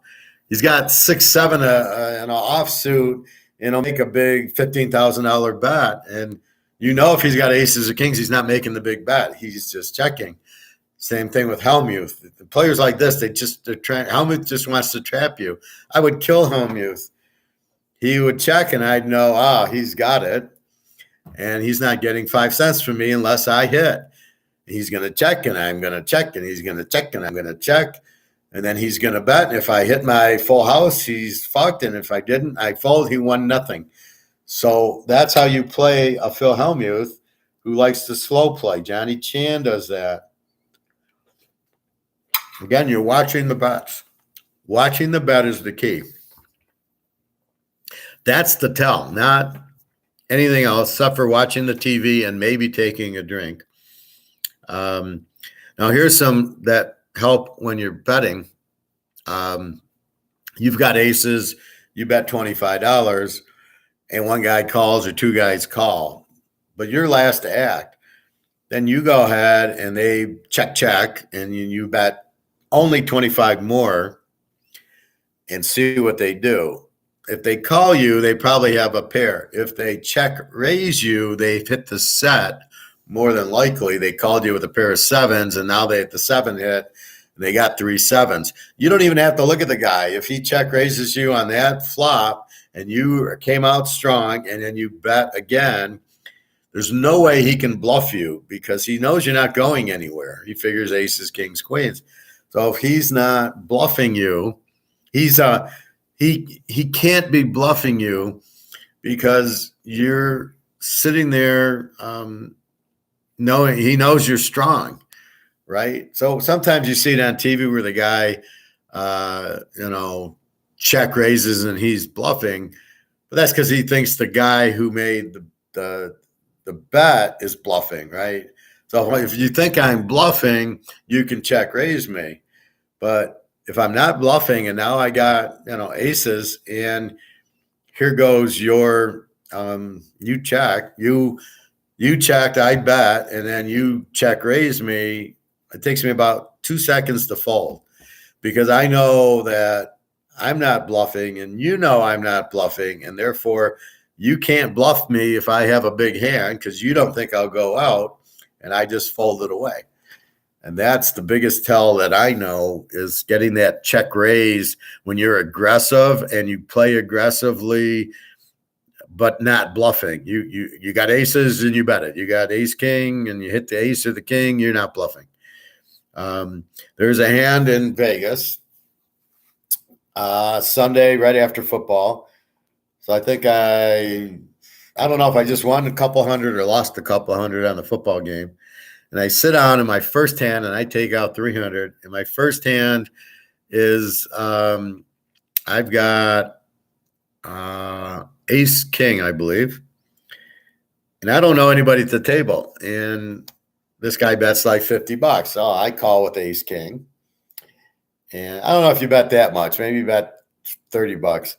Anyway, the flop comes ace something. And I'm ready to make it 100, and the guy makes it 100. And I'm like, now what the fuck do I do? He did my bet. Now what do I do? And I hemming and hawing. I go, how can I fold this? I got aces with the king. I got to call it. So I call it. And then there's like 2 or 3 diamonds on the board or something. There's a flush draw on the board. Then the river comes, and he goes all in, I think. And I was hoping for another ace or a king. And I don't get it, and I don't get 2 pair, and I'm hemming and hawing, and he was bluffing, and I didn't know he was a bluffer because it was my first hand. And then some guy over there at the other end of the table says, yeah, he just did that. He likes to bluff. I go, well, that information would have been nice, as I was sitting down, not after the hand. But I got him back the next few hands, but basically, my move was to make 100 when I hit my aces with the king. Ace, king, and you hit the ace or the king on the flop, I'm going to make a big bet. But he already made the big bet. So now I don't know what he's got. And therefore, and then he goes all in, which I'm assuming is a bluff, but I don't call it. So that's the hard part, is understanding what you have.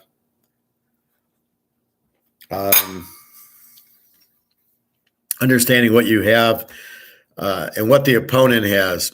And if it's a real big bet, you just fold it. You're going, I don't need it. But you learn from the players, is he a bluffer or not? And if he is a bluffer, Then when he makes the big bet, he's bluffing most of the time. Just assume it. So that's really probably the biggest things I can teach you is learn the player. So sit down and kind of learn who's betting and who's check, check, check. Oh, now I got a hand. So usually what'll happen is they're getting a hand, they're betting, and then they don't get a hand and they're folding. So now you got a good take on most of the guys and watch the check raisers, watch the guys watching the TV. They're in a hand, they get distracted. They probably don't know what they're doing. So some guys fall in love. They get a pair of nines and they're going to bet it, or queens. Let's say they get queens. I had a friend, so I'm playing with, I'm watching him. I was done. He shows me a pair of jacks. I go, okay. Now he should have made a bigger bet pre-flop, but he didn't. So the flop comes ace, king, and he wants, and the betting went like, $50, and the guy called it. And now it's to him, and I'm going, you got to fold. He's like, well, I got jacks. I go, well, yeah, but one of them has ace, hit the ace or the king, and the other one called, so he hit it also. So you're fucked because one of them has aces or they both have aces. Guess what? It beats your jacks. You've got to read the board. If you have jacks and it's king and a queen and they're betting, if they were checking to you, then I would say you can make a small bet. But if they're betting and calling and you got jacks with an ace king on board, so you're not really going to bet the ace unless you hit one. So that your jacks are way behind. And as it turned out, I think they both had aces and he was third place. And I'm like, you've got to watch the board of what's hitting and how they're betting it. And then does the guy normally bet when he hits his hand, or do you get like a Tom DeWan who doesn't know what the fuck he's doing and he just bets a lot? He's another one I'd kill. He'd make his big bet. I would just fold on him. I could fold all day on the guy and frustrate the hell out of him. So I'm very, very patient, but it's my personality type. So I can sense that stuff. And so I have no problem folding and then let the guy start checking at me, which I will take advantage of. But that's what I want to do.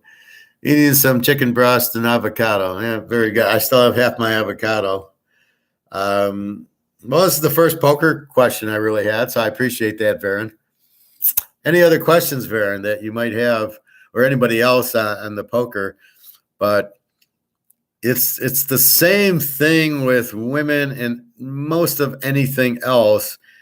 You're listening to you're trying to get the personality of the players. That's all I can say. So are they a type that would bluff or not bluff? Would they check raise you? But the personality, always the guy watching the TV is always the same. He's got a big hand. And it's really the betting. So you're learning the personality of the bet, right? Is he betting $100 because he's got a big hand? Does he know you? You're giving off, the key you have to do is give off fake tells. Nobody should know how you play. So you do some checking on big hands, and then you make a big bet. Now, next time you check, they don't know what you got, right? So if you check a full house, I did that. All right, so one hand. Magic question is, does Ven have gold and silver? Well, Ven, this is the first time I've ever met Ven, so I don't know. We'll see. He plays poker, so hopefully he takes his winnings and buys gold and silver with it. But here was a very interesting hand that I just forgot. What was I thinking? Oh, okay. This is like I'm winning $1,000 at my 1-2 to this night. And I look down at pocket aces. Some lady ahead of me bets like $40. She must have hit kings or queens. So I, sly professor that I am, just call it. I do not raise. It builds the pot, but it doesn't show I'm still hiding my hand. Nobody knows I have aces. All they know is I called the other lady with the kings. A couple other players stay in. The flop comes. I believe there was an ace in the flop. So now I got a set of aces. And she bets, and I call, and she looks at me like, motherfucker. And a couple other guys call. one guy had hit 2 pair. So so that was the flop. The turn hits. She checks. I believe I check, and the guy with 2 pair makes a big bet. And I'm like, oh, cool, because I got 3 aces. He makes a big bet. I think the lady goes out, and then I call. And I think he had went all in, so I called. He turns over. I know he turned over 2 pair after the turn, right? He's got kings and tens, and I turn over trip aces. No. He had king 10, and there was a king and 10 on the board with my ace. So if he catches a king or 10, I win because I got 3 aces. So if he hits the king for a full house, gives me aces full of kings. If he hits the 10, he gets the full house, but I got aces full of 10s. And he comes over to me and he shakes my hand. And that's never happened before. And he comes over, he said, great play, shakes my hand. It didn't matter what happened. I've got him beat no matter what hits the board. And it was a big pot. And but see, that's why you want to be sophisticated and not show your hand unless you have to.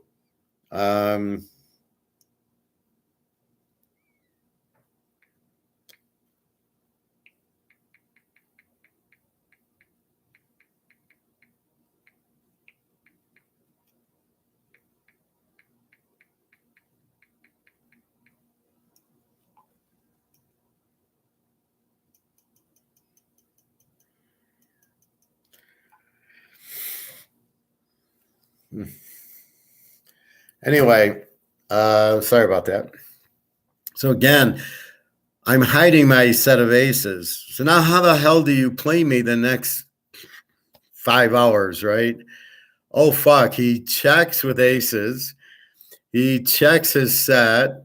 I make a big bet and he calls and he's got me crushed. I can't. He's got me drawing dead on the river with 2 pair. I'm drawing dead because he had no idea I had a set of aces. That's why I shook my hand. And that's the point. You've got to be the one that's got to be sneaky and not, he has no fucking idea what to do with you. Are there any good women poker players? Do you mean professionals or at MGM? At MGM, there was one Russian who was the bluffer. And I had to talk with, she went out to smoke. I went to the bathroom, so I see her in the hall. Very pretty, as most Russian girls are. And she, I told her, I know your tell, I know what you're doing. And I told her, and I says, you've got to bet your full houses because I know when you bet, you're bluffing. And when you check, you got a hand because you're a bluffer and bluffers check when they got a hand. So I know anytime you got a hand and you're checking, you've got a hand. And anytime you make a big bet, you're bluffing. So that's how you know. She was very good. Not a lot of good female. They just don't have the instincts and the guts that we have. It's not their forte. Maybe they don't know how to bluff or they're just too honest or I don't know. But they're usually not very good poker. They're very easy to read, let's say. So, Bobby, magic question. Okay. In what cases do you raise, Professor? Well, I raise depending on the hand. If I only got aces and it's a small bet, I'm gonna raise. Big fucking pill. All right.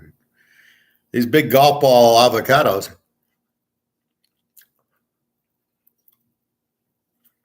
So I'm really raising when I know you won't go out. What the hell does that mean? All right, so you're an old guy and you're tight. And you're not in the hand without anything, and you're not raising without anything. So I know you are, you're going to bet your hand and check your hand. So if you got a hand, you're betting. Now, if I know I got you buried, I fit my set of aces, and I know it's the top. When am I? So at what point I know you're not going out. So we're on the turn. And I always do my raising on the turn. You can't wait for the river unless you happen to hit your flush on the river. Generally, if you're in it and you're winning, you lay the hammer down or lay the smackdown down on the turn, because then they got that one card left where it's going to cost them, and I mean, they might call you, they might not, but there's one card left, and that's when I make my big bet, because the 4 cards are out. I know where I stand pretty good, and the way you're betting, I know where you stand. But again, you got to know the player. So if I got some old guy who's really tight and he's calling and I hit this full house, that's when I raise. But I raise it enough to get him in without too much. So he bets 15, 20 bucks. Then I nail him for 75, and I know he's got a hand, because he's never in unless he's got a hand. He won't know what to do. He'll go, shit, I got a pair of kings. I'm sitting there with 3 9s or something, and he's debating, but he'll go in. He's already invested some money, and then I got him killed. I pull over my set. He's got a pair of kings, but I know he's not going to – he loves his hand. He bets he's not going to go out. That's usually the time when I raise. Depends on if I know the player. Will I just raise it up to raise it up? But I think, if I hit – okay, so I get a pair of 2s. The guy's got ace king. I hit my set of 2s. He hits his aces and kings. So now he's got 2 pair. I'll come out with a bet to confuse him. He thinks I hit an ace, so I bet 20 or 30 bucks. He comes over the top for 1 or 150. I will go all in, knowing he's going to call me. So if I have like a really strong hand, and the guy is making he's betting or raising, and I know I got him, then I'll come over the top, because I know I got a good hand. Pre-flop, somebody has 10s, I got aces. I bet a small bet. He comes over the top for 50 or 60. I'm like, fuck, I got aces. He can't be beating me. Then I'll go make it 150. So it's more when I'm in a very good position. It's like my football, right? When I know I've got the game, that's when I lock it, right? So when I know I've got a good hand, and I know I've got him by the balls, and he's betting a little, so I know he's got a good hand, but he can't be as good as me. I mean, I got aces. You can't have me beat pre-flop, so then I'll really hammer him. But that's what happens is normally when I have a real big hand and I know it, I don't want to raise with my aces. I'll bet with my aces. But, like, if you check raise me, I'm gone. I don't stick around. But if you bet and I got aces, so you bet 20 or 30, I might raise you to see how strong you are. And then if you check, I know you don't have a set. But I very much confuse everybody at the table. That's why sometimes when I get a little aggressive, they all just fold on me. That happened last week. I kept hitting my hands, and I'd bet 15, 20 bucks, and nobody would call me. I mean, it was insane. So anyway, let's see. The emotional aspect of the game may get them too. They can't withstand a legit poker face. Yes, that's true. I just cut mine now, by the way. Do you eat the whole avocado or one sitting or split it? Bobby, I've been showing you that. So you cut it this way, right? You cut it around and you split it. And then I eat this half, and now I eat this half. Now I saw where some gal peeled this and put an egg in it and some cheese on it, and she baked it for so many minutes. I don't know, 20, 30 minutes. But I don't want to waste it with an egg. I want my egg in the frying pan. I got hamburgers that I made last night, so it's going to be hamburger and omelet. That's going to be my lunch, and I'm waiting for that. So I do eat do I eat it in one sitting? Absolutely. I mean, this is my breakfast, but the thing is you're not hungry after this. This is not like eating Fritos or Oreos. You are not hungry after eating the avocado. That's the beauty part of it. So you have my green tea and I have my avocado and I'm all set.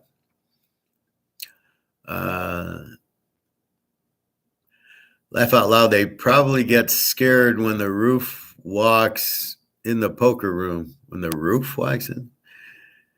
Yeah, but do you eat it with your chicken or anything or just separate? Well, today I'm eating it with my cantaloupe. No, I more than likely eat it separately. Like now, I'm having breakfast. It's the avocado and the green tea. It used to be toast, but I don't eat that anymore. I would definitely not eat it with cereal. Frosted Flakes wouldn't go well with it. So it's a good breakfast. Maybe with my omelet, you could eat it. My omelets are already so stacked with broccoli and mushrooms and peppers that I tend to, that's like my own meal, especially when I got hamburger for it.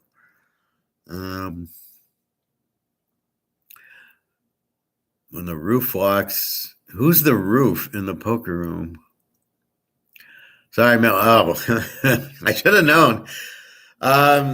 Well, I'll tell you, when I used to play a lot, like every weekend, I was sitting down with this black gentleman, and I mean no harm. It's happened to be black skin. And I'm sitting 2 seats down from him randomly. Now, I don't know all this until I hear it. And one of his buddies sits down between us. And he goes to his buddy and he says, "You don't know who you're sitting next to."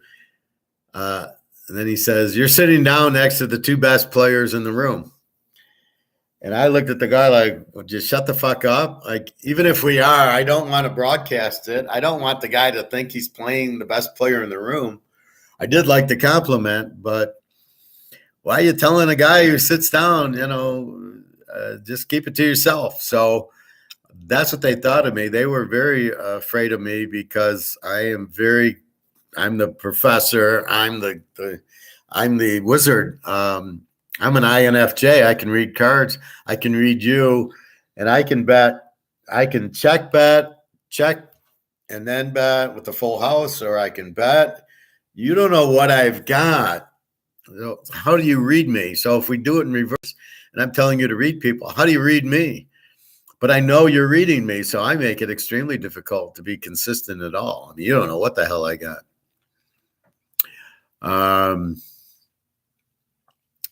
So yes, do you eat it with your chicken or anything? No, not usually. I'll have if I have chicken breast, I'll have a salad with it. Sometimes soup. But this to me, this is a breakfast food where if I get like the cantaloupe, or if I get a watermelon or cherries or grapes, that'll be like a night. That'll be a snack for a night. But generally, this is my breakfast. I remember I'd bring it when I was working.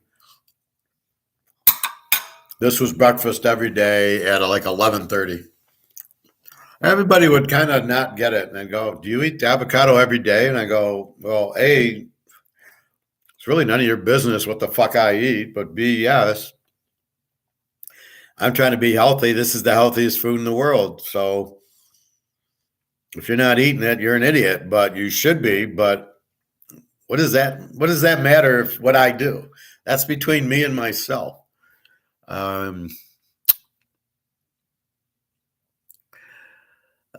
But you only eat protein and fats. Well, that's what I'll have the dark chocolate, like the 85 or 90. And yeah, pretty much it's all like today it's going to be the hamburger and my omelet with the veggies. And then after swim, I'll probably have another hamburger, maybe a salad. And, what the problem I'm having is if am I a little hungry, I don't know what to eat. Because the veggies aren't really, I've been nibbling on cauliflower instead of nuts. But that's where the nuts come in. So it's 4 o'clock and you're kind of hungry, but you don't want to eat dinner. That's when I'll grab the almonds or the sunflower seeds or the pumpkin seeds and have some of those. That's where you need that snack food, but not the chips, not the Kit Kats and shit. Yeah, it's funny how people always got something to say, but they would be better than girlfriend doing the same thing versus what they do now. I assume girlfriend. Well, that's, I think that's how I've grown. And now that I realize what I am, personality trait, I even tell people, like, I'll hear them talking with the kids, oh, better off. Okay.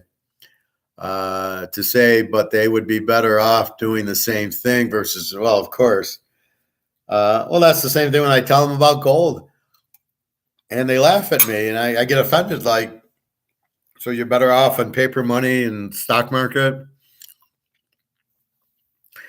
Do you think the same thing's going to happen? So in other words, Tampa Bay without Brady, you think they're going to be the same team next year? That's kind of what they're saying. They don't see what's happening. They don't see the dollar being inflated and all these countries getting off of it to understand that something changed. So nobody's looking at the dollar seeing something's changed. I better be in gold and silver. They look at the derivative. So I don't even know enough that its derivative is paper is being held down. They don't even understand that, but they think, well, it'll always be held down. And that doesn't happen.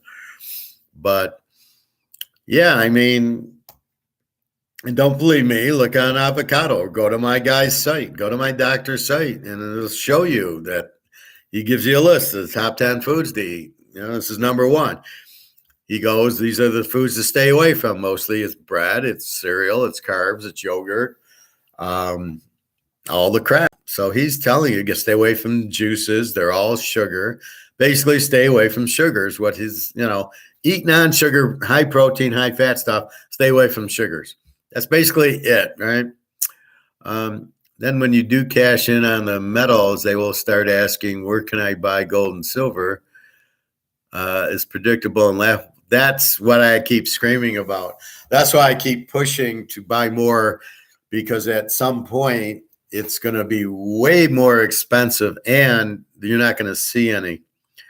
And that's what I'm trying to get you to buy now, because we see the end of the road, right? We can see it. Just like there was one thing on I watch a lot of these INFJ YouTubes. I'll show you.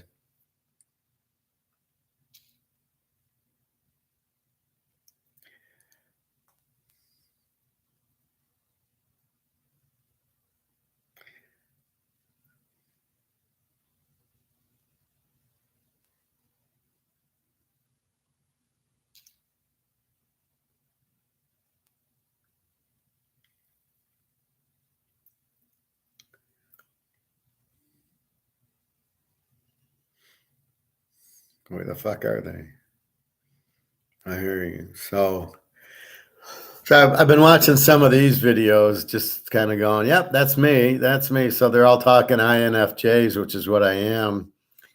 And I go, yeah, that's exactly what I do.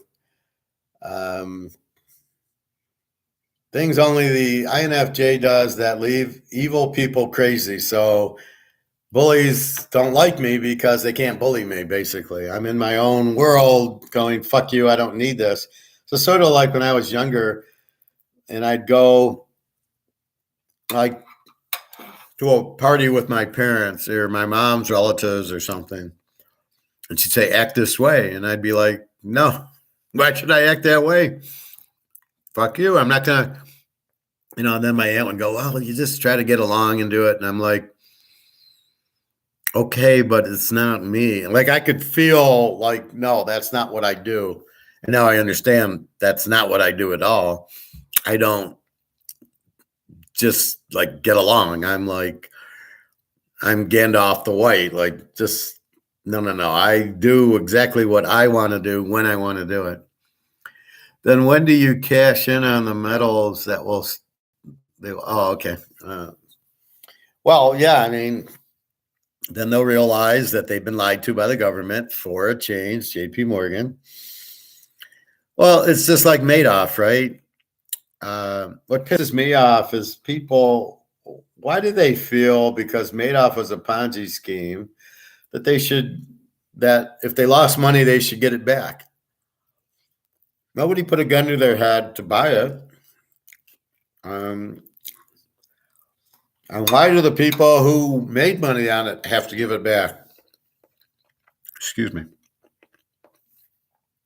So 20 years ago, because I invested in Madoff and I made $1 million, why would I have to give it back? How is that any different than Microsoft if they find out Microsoft's scamming? Then, I'm new to Madoff and I lost 100,000. That's my idiot fault. That's the thing that bothered me the most was, why are these people crying? They knew what they were getting into. The SEC said that he was fine. And the question is, if the best I can do is 8%, how am I getting 15%? And if I ask him, he won't tell me. I'd crush the guy. If it was me and I was thinking about going into Madoff and I asked him, I don't even think I'd ask him. I would know you can't do it, right? That's the difference with me than most people. If you said somebody's making you 25%, Bobby, right now, I would laugh at you. I go, it's not possible. It's not happening. It's a scam. I would know just from the thing. Like I said with my brother-in-law, he's a rich doctor. He's a cancer doctor. And he said, I'm in this and I'm getting 15 or 20%. And it was probably Madoff and it was shopping malls, renting out. I don't know what it was, like shopping malls. Let's say that. It's impossible. The best you can do right now is like 5-6% in an investment. Now, I had just come out of my master's program, so don't fuck with me. And I go, you can't do it. Where are you doing this? You can't do it. Oh, well, it's in malls. And I'm like, you can't do it. The interest rates aren't high enough to get more than 6 or 7%. You can't get 20. And I immediately realized it was a scam the moment, without telling me what it is, just telling me you're getting 20%. I said, good luck to you. You're going to get killed. And I had no incentive to then go, let me get in and I can make 20%. I want to make 20%. I use my brain. I buy Montana rookie cards that are perfect condition, or Brady cards, or get the 68 Mantle card or the Bobby Orr. That's how you make 20% on your own brain, or you buy the gold and silver. I'm going to make a lot more than 20% on my gold and silver will be way up there, 5, 6, 7, 800% or more. When you look at it in percentage terms, I'm going to turn a 25 into 2,000.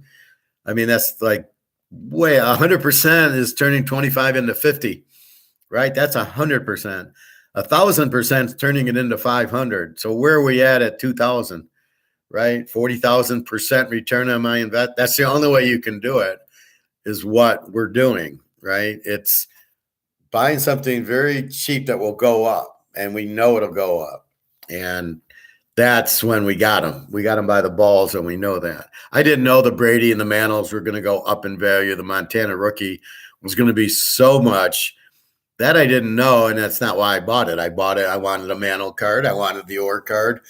It had nothing to do with an investment, with the return, with I'm going to make money. It was, oh my God, I finally found a mint Mantle and a mint Orr.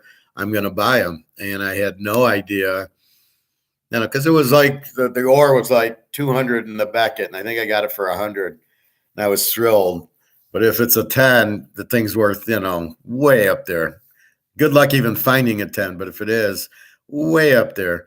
So that's my point. That's how you get your big returns, is to be smart and see things that are undervalued and buy them. So if I tell you silver's going to 2,000, you don't really understand what you're doing, because in a percentage term, 10% makes $2. So you buy it for 25. 10% return is it goes to 27.50. 100% return, it goes to 50. These are jokes. It's going to go so far past that. It's a joke. That's why I keep buying silver, because I keep saying I'm buying a $2,000 an ounce piece of silver for $25. I don't care what I need for money. I'm getting more money to buy more and more, and that's why it just keeps growing. And then I know, well, I'll give some to the girls, and that's about it. But I know that's what's going to happen. So it's much better when you realize ahead of the game what the game is, which is sort of poker and sort of football. Football. I'm reading that Super Bowl knowing it's going to be high scoring. I know what's going to happen. And it happens. And it was at halftime, it was almost over. First drive of the third quarter, KC scores. It's now 24-21, 45. I'm over 44 and a half. I already won early in the 14 minutes left in the game. In the third quarter, we're over. I knew it was going there. And I think that's really why I handicap so well. I can look at the game and I realize what's going to happen in the game. Just like gold and silver here, just like the dollar, I realize my gut instinct a year and a half ago, when Biden takes office and prints 10 trillion of these, I know what's going to happen. You're inflating, because I understand what inflation is. You're printing the supply, and you're killing the value because it's too supply. And as I say in my first thing, it's got to be scarce, high value. Overabundance loses value. This is my notes from, I don't know what year this was, 93. This is 5/5/93. That's a very interesting date, 5/5/93. That's not only my daughter's birthday, but my twin flame's birthday. She's Ukrainian. Unbelievable. But they're both born on 5/5. It was crazy. But I didn't memorize it. I learned it. So when they start printing, I already know I know the action to take. They're printing, it's inflating, prices going up, the dollar's worse going down, and the only monopoly left is to go into gold and silver, because can I go into euro? Can I go into Swiss francs? Can I go into British pounds? No, they're all the same. Some moron determines to print this instead of backing them by gold. So that's how we take advantage of it. So everybody's screaming they're going to lose, they're going to lose. Yeah, because they don't know. And that's why they need the low. That's why I teach it. But it's knowing what's going to happen on the outshoot. So, that's why people aren't buying gold and silver, Bobby, because they're sitting there going, I don't need it. It doesn't move, because they don't even realize it's price fixed, right? So what do we talk about in football? The price fix, the fixed games, right? Oh, Mahomes took a dive. KC beat Cincinnati. It was fixed. That's what we believe. Well, I believe. And or the other games, that Pittsburgh game when the guy does the laterals into the end zone unless the other team score to fuck the under over. That was fixed. I don't get the coach that keeps doing laterals. Okay, they've never worked. They worked one time in a kickoff with 9 option quarterbacks for Cal against Stanford, and they needed the band to get in the end zone. I've never seen it work on any type of play except for the hook and lateral, but that's a pass and the guy comes underneath. That is not, getting the ball and then just lateraling it around. They don't have any concept of what they're doing. They're lateraling it. They don't even understand what the play is. Okay, so I'm on a chessboard and I'm going to lateral it back to this guy on the other side. What's my next move? They don't even understand it. Oh, well, I'm going to lateral it back. Well, pretty soon you guys are going to be in the end zone. At some point, you have to move forward. What are you doing? Very bad coaching, very bad play call. You're doing something that's impossible to work. That's never worked. What the fuck are you doing? So it's just amazing how stupid the coaches are. Well, I guess we have to do the lateral play. I heard Tony Romo say that. Well, they're going to do the lateral play, and then they did it. And let's talk about scripted, right? Oh, he's reading the script. Anyway, that's a lot of it. So it's the same. It works in everything: poker, football, women, gold. It's all reading and going from there. Does the woman smile at you? That's usually a good sign. How does she act around you? Maybe she's a shy girl. So you got to read her. Is she shy or aggressive? And if she's a shy type, she probably won't smile at you. But if she'll give you her eyes, if she likes you, and then you go from there. So you got to go. You don't approach her until you read her. And you read that she likes you, gives you the eyes, gives you the smile, then you go up to her. That's your key is you look at her, and then how does she look at you? She knows you like her because you're looking at her. So it's very interesting. But that's what you do with the gold, and the silver. There is no price income averaging. I'll buy the silver at 20, and then at 24 I won't buy it. I'll wait till it drops. It's going to 2,000. What are you waiting for? But see, people don't have the balls or the insight to realize it's going to 2,000. I'm just taking it that because you just printed $10,000, so it's going down, and then China and Japan are selling you back all their dollars, and they're buying gold with it. Well, what do you think the price is going to be?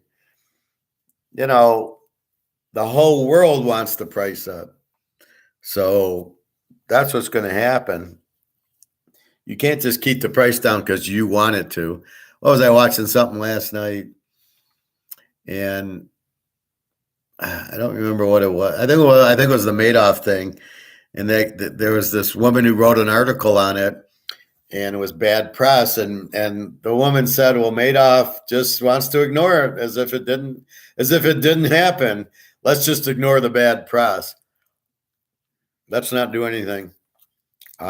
So you can't just ignore things. I mean, you can, but it's not going to help you.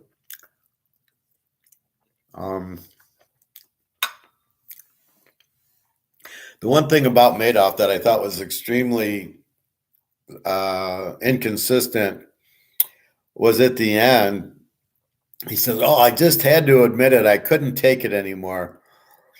And I'm like, bullshit. You pulled it off for what, 25, 30 years?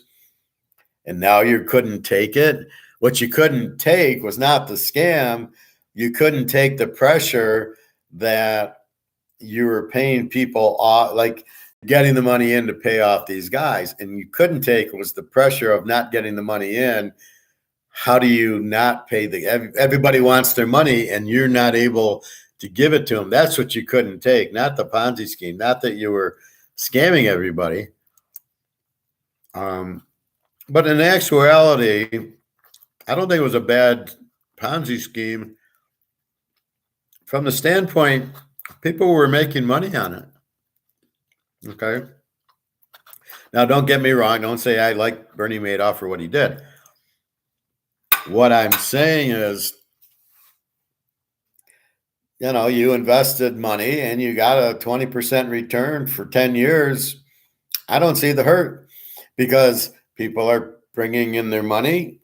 And as long as he's getting more money in and he's able to pay the people out, everybody's happy. How is that different than Social Security, motherfuckers? People pay in and I get paid out. Okay. That's pretty good. So that's my point with it.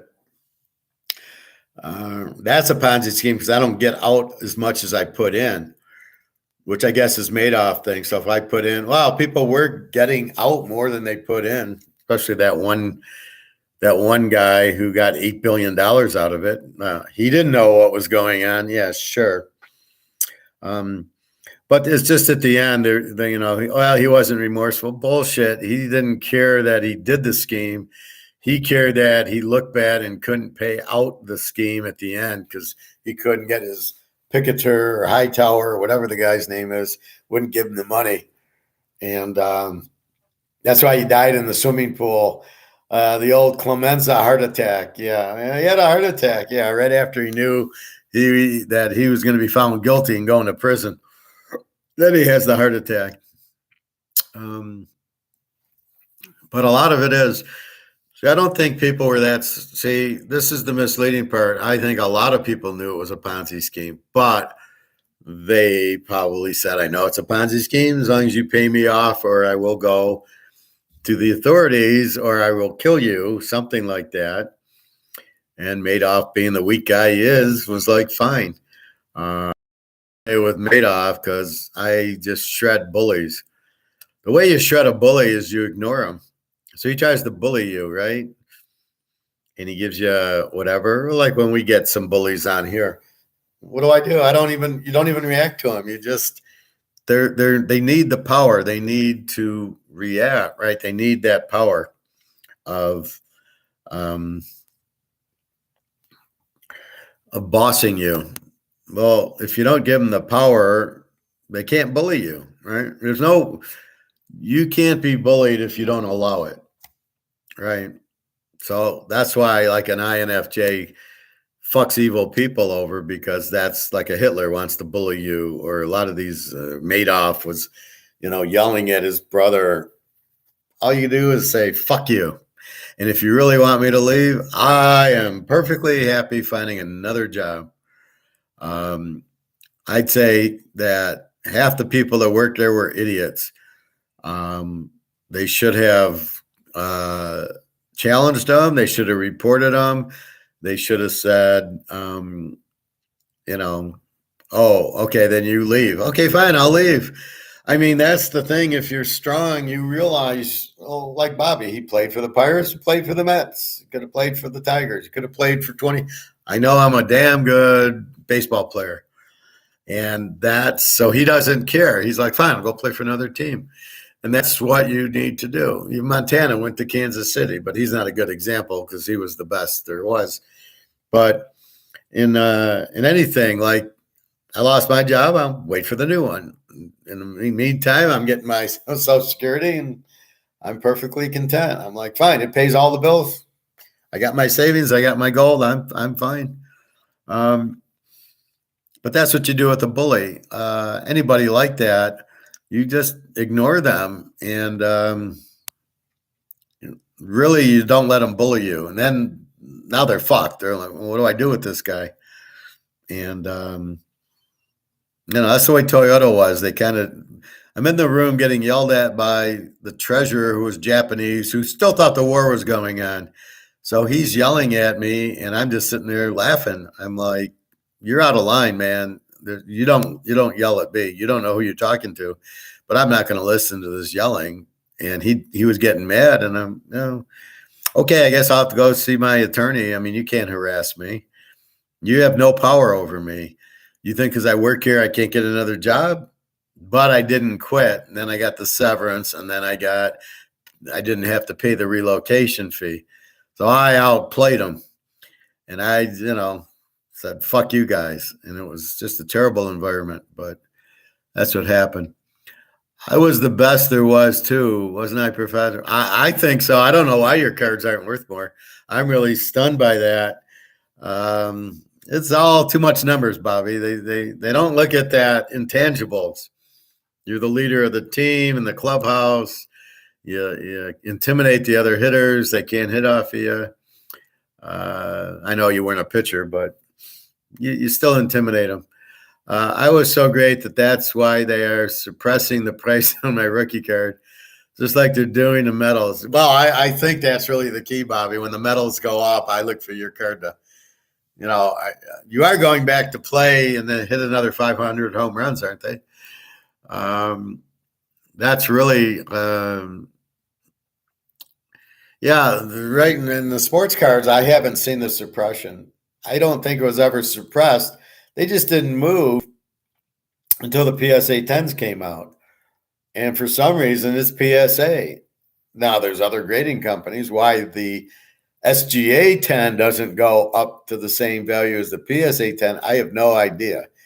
I don't know if that's real or not. Let's assume it's real. Where if I have a PSA 10 Montana, I'm getting 100 grand. If I got an SGA Montana, I'm getting 20 grand. So I think that's a real thing. I don't think it's fixed to get you to get your card graded by PSA. That would be a fix, right? Where you think, I got to get a PSA, but it's not, but it's really not. It's just some guy bidding it and then not, like JP Morgan's the same thing. they sell 1 million ounces of silver that they don't have, and no actual physical silver is part of the trade. And then some guy buys it from JP Morgan, buys the transaction. How they make money on it, I know they make money on it. I have no idea. I guess it's just the way they're doing an option or derivative. The way they're selling it and then it's being bought up must be the way they make money, because the whole thing makes no sense. And they shouldn't be allowed to make money. I don't know where the money is being made. That's the other part. But it basically shows you Wall Street's fixed.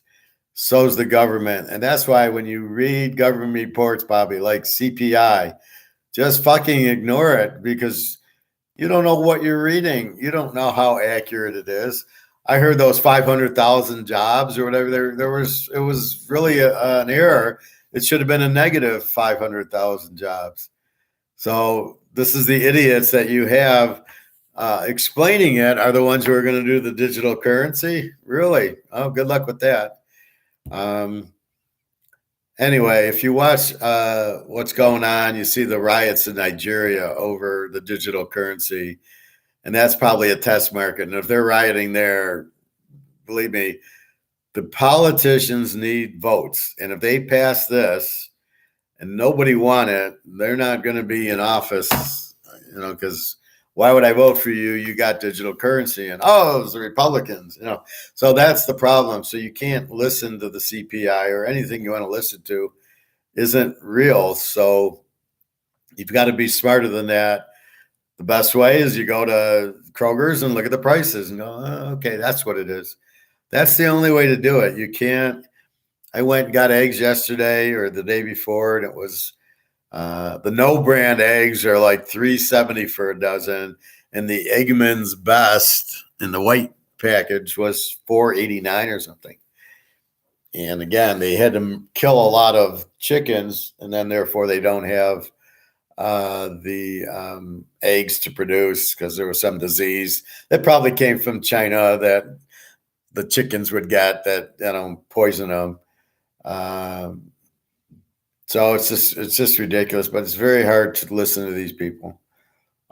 You just got to kind of know who you can trust and who you can't. Anyway, so your personality fits into poker, women, gold, economic, everything. Everything is all related. As you can see, I'll come up with an example on monopoly or competition that works for everything, right? Gold's the monopoly. The dollar is kind of an oligopoly. So there's the dollar and the gold, but the dollar's doing its best to make you not want gold. An oligopoly is when there's two or three things, right? So there's Ford, GM, and Chrysler was an oligopoly. There was 3 car companies in the U.S. Now everybody else came in because of our market, the Mercedes, the Fiats, the Toyotas, the Hondas, the Kias, all they came in. So now it's not an oligopoly. Now it's competition. And Ford and GM can't compete. They don't know what they're doing, especially Ford. He's the biggest idiot. How the stock's at 12, how anybody buys the stock, they got to be out of their fucking minds. Where do they think it's good? It's just a joke. Anyway, so you use your personality and everything, right? You look at the woman the way you look at a poker game. Is she bluffing? Is she aggressive? Is she shy? Is she only best when she's got a good hand? And that's what you look at. So it's the same for everything. Gold's the competition. You get an idiot like Madoff. You see, he's trying to intimidate you, so you don't let him. You say, fine, I'll take my money out. Now, does he really want you to take your money out? Or so if he says, if you ask questions how I do this, then you're asking too many questions. You should probably, I'm going to refund you your money. And you probably should have said, okay, fine. Why would I bet a football game if I don't know who's injured? So it's like asking, can I see the injury report? And the guy says, well, you asked too many questions. Oh, okay. Well, I'm obviously not betting that game because I can't get the answers I need to determine if I want to bet it. So if you're not giving me the answers on how you pick the stocks or invest and make me money, why would I go in with you? And yet people went in because their dad went in or their cousin went in, they knew somebody was in it. And they, if my dad's in it, he knows what he's doing. So it'd be like if I was in it, right? So if you see me in this Madoff Ponzi scheme, you'd go, well, if Professor's in it, I'll be in it because he dots his eyes and crosses his T's. So I can trust that the Professor's in it. It's a good thing. But I won't go in it if you're not going to tell me. I'll say, fuck you. I don't need you to make money. I'll buy gold and silver or Mano cards. So I look at where I can make money, and that's how I make money. But it's all legit. It's gold and silver are absolutely fine. So are the cards. They're absolutely fine. So that's what you really look at. Then you look for an out. Oh, I can go on eBay and sell it. Okay, well, that's good. So that's really what you need to understand. And it works. Poker, you're reading the players at the table, and you're just looking for cues. Like when you're out of a hand, you can look around or have a chat, but you do keep an eye on certain people, watch how they bet. It's always watch the bet, and are they looking up at the TV? Anybody that looks up at the TV that's in the hand and you don't have much, get the fuck out and don't bluff them. If you bluff a guy watching TV, you're going to get killed. Right? So you don't want to do that.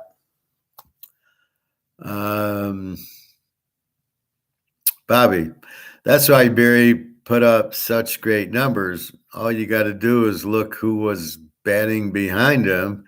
So you got great. Well, there you go. Even on San Francisco, it's the thought that you might be traded there and bat fourth that they had to, they still walked him, and they were still scared you were going to show up there.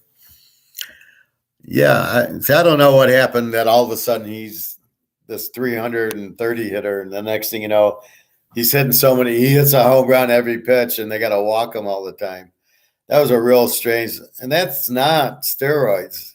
It doesn't help your eye. Just because you're on steroids, you don't hit the ball into the bay and hit a home run every time you're up. That's got nothing to do with steroids. Steroids just heals you, right? It's like this. It's like calling this steroids. It's not a steroid. And how is this going to help me pick football games or play poker, or if I golf or if I play baseball? I mean, I did play baseball, but how would that help me? I either can see the ball and hit it, or I can't see the ball and hit it. Steroids will not help my eyesight and will not help my hand-eye coordination.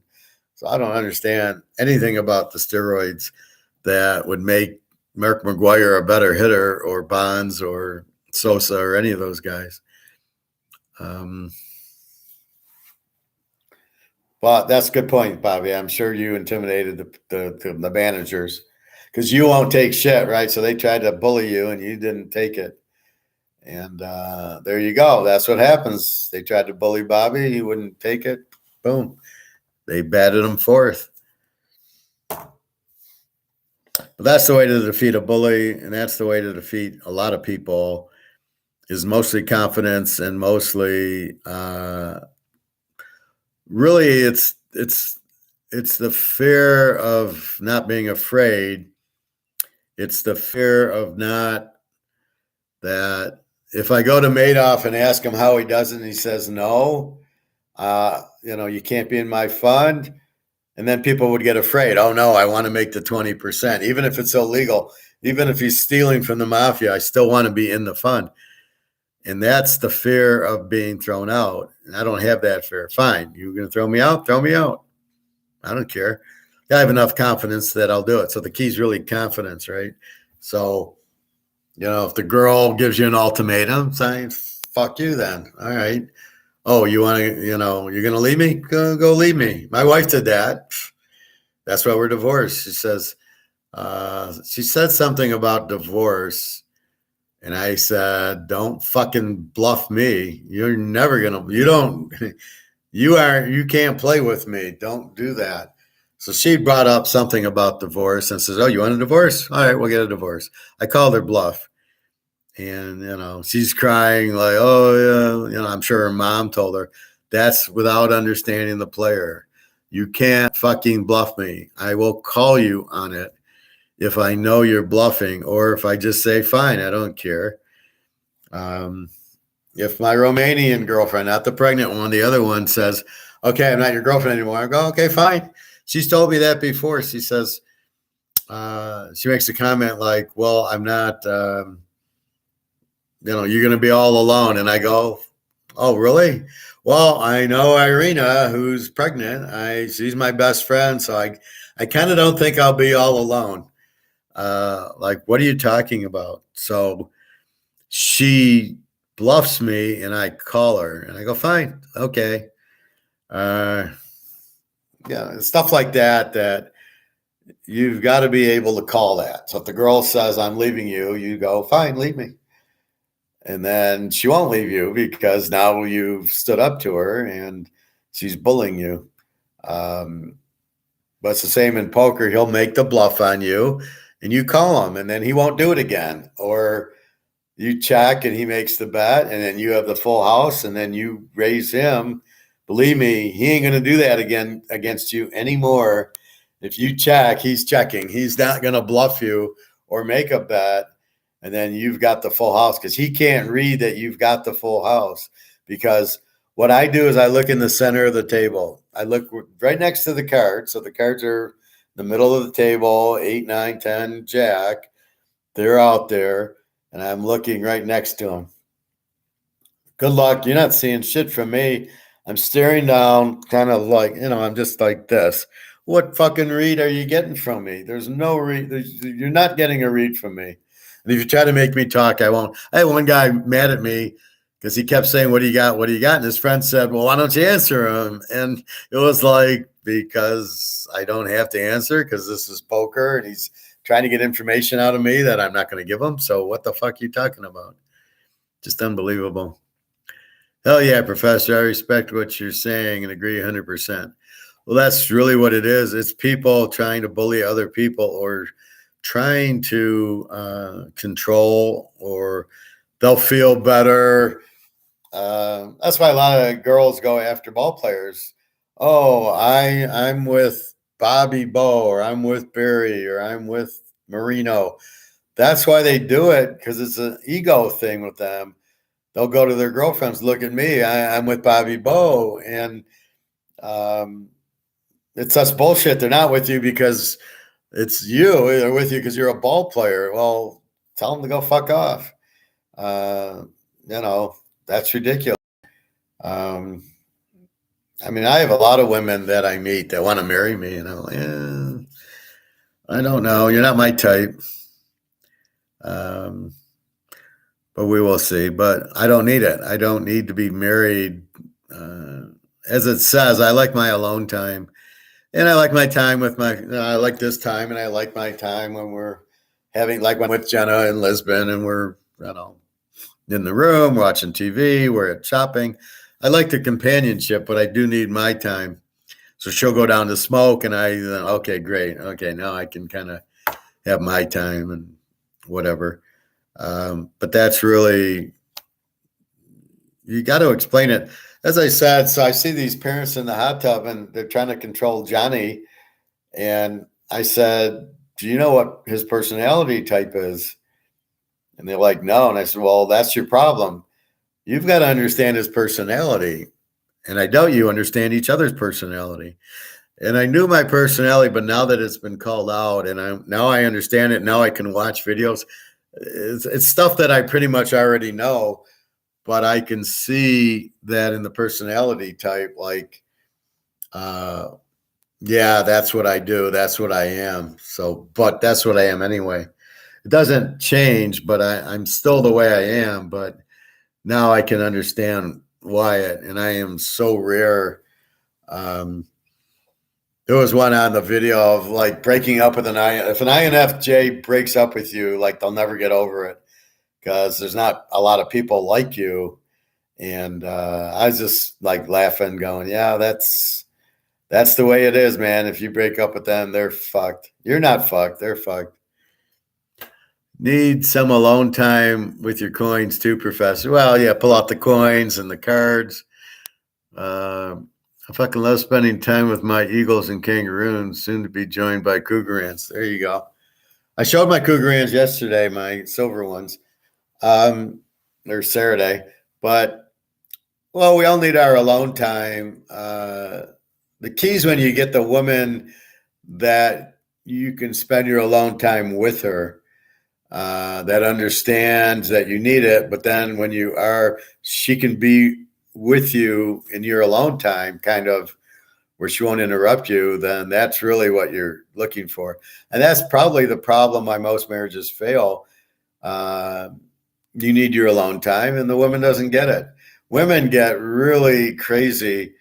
I remember I was with this one girl in Vegas, a Vegas type of girl, and I was doing my football, and it was the weekend, so I'm studying up for like Saturday's games, right? And I'm looking at the sheet, and I'm looking at the lines, and I adjust them, and checking injuries. So it takes a few hours, and she freaked out.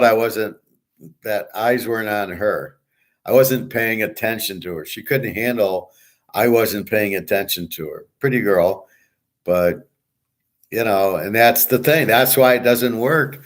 Is I need to do my thing, right? And you've got to understand that, as if you need your alone time, I will let you do that if that's what you need, But I'm good at saying whatever you want. Whatever you want to do this, we'll do that. You want to do that? I'm very easy about it because it doesn't matter to me. It's all kind of bullshit anyway. So I just kind of go along, and then I go into my own world while we're there. So if we go shopping, I just sit down and I get into my alone time there while she's shopping. But women can't do that. If you go shopping, they can't go to their alone. They're afraid of their alone time. I think a lot of them are. For me, it's perfectly fine. But I understand that about my personality. So let's see. So I got to investigate this train in Ohio. What the fuck's going on with poisonous gas? They're calling it another Chernobyl, the Chinese. And I'm like, wow. Has anybody heard about this? Bobby, have you heard about this train wreck in Ohio? I'm like, what the fuck? And then you don't even hear about it. I'll have to see it when I'm on the bike tonight. They tend to have the fucking news on. I can't stand it. So I go into the exercise room where all the bikes are and all the treadmills and everything. And then they got the TVs are on CNBC or the CNN, the Communist News Network, and they'll show all the stupid stories that have no meaning. And I'll have to see if this train's on it. But 30 trains collapsed. No, I had no clue. Here, let me show you the video.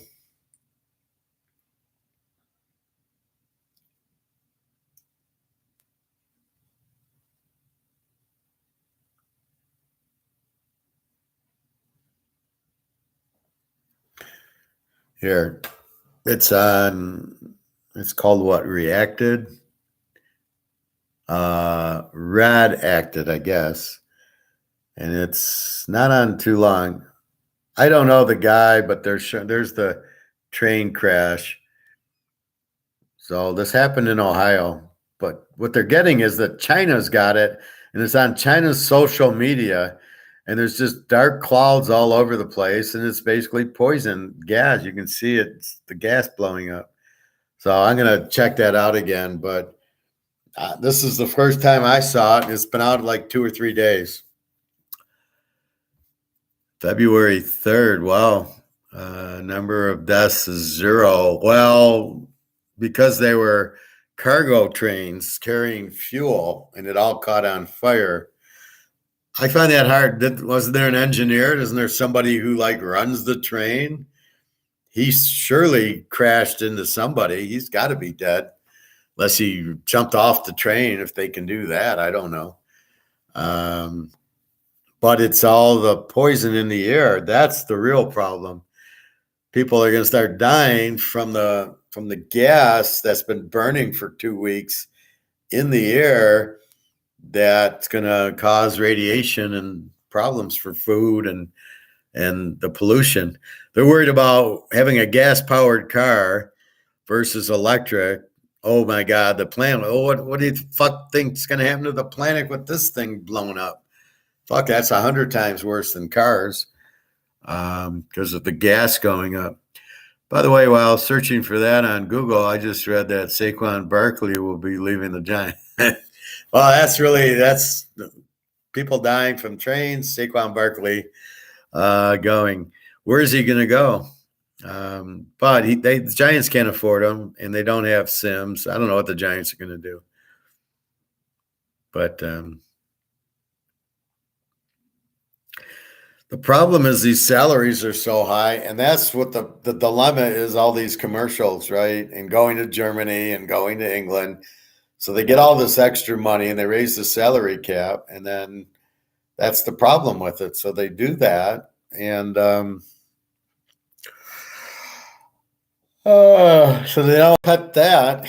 But then Barkley starts making $20 million a year, and you can't afford your running back to pay 20.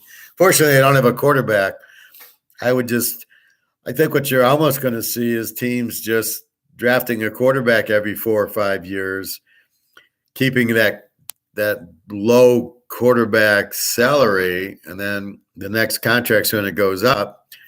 And then unless you're Mahomes or Burrow, they're just going to let you go and then draft another guy and pay him the minimum. But this is when you're fucking with you're not doing free market. Free market, the quarterback should get what he's worth. It just said with Daniel Jones paid K. Sorry. With Daniel Jones being taken, Saquon Barkley will now test the open market. I guess he's smart enough to know that Jones completely sucks, and their offensive coordinator, I believe, left, and their coach sucks.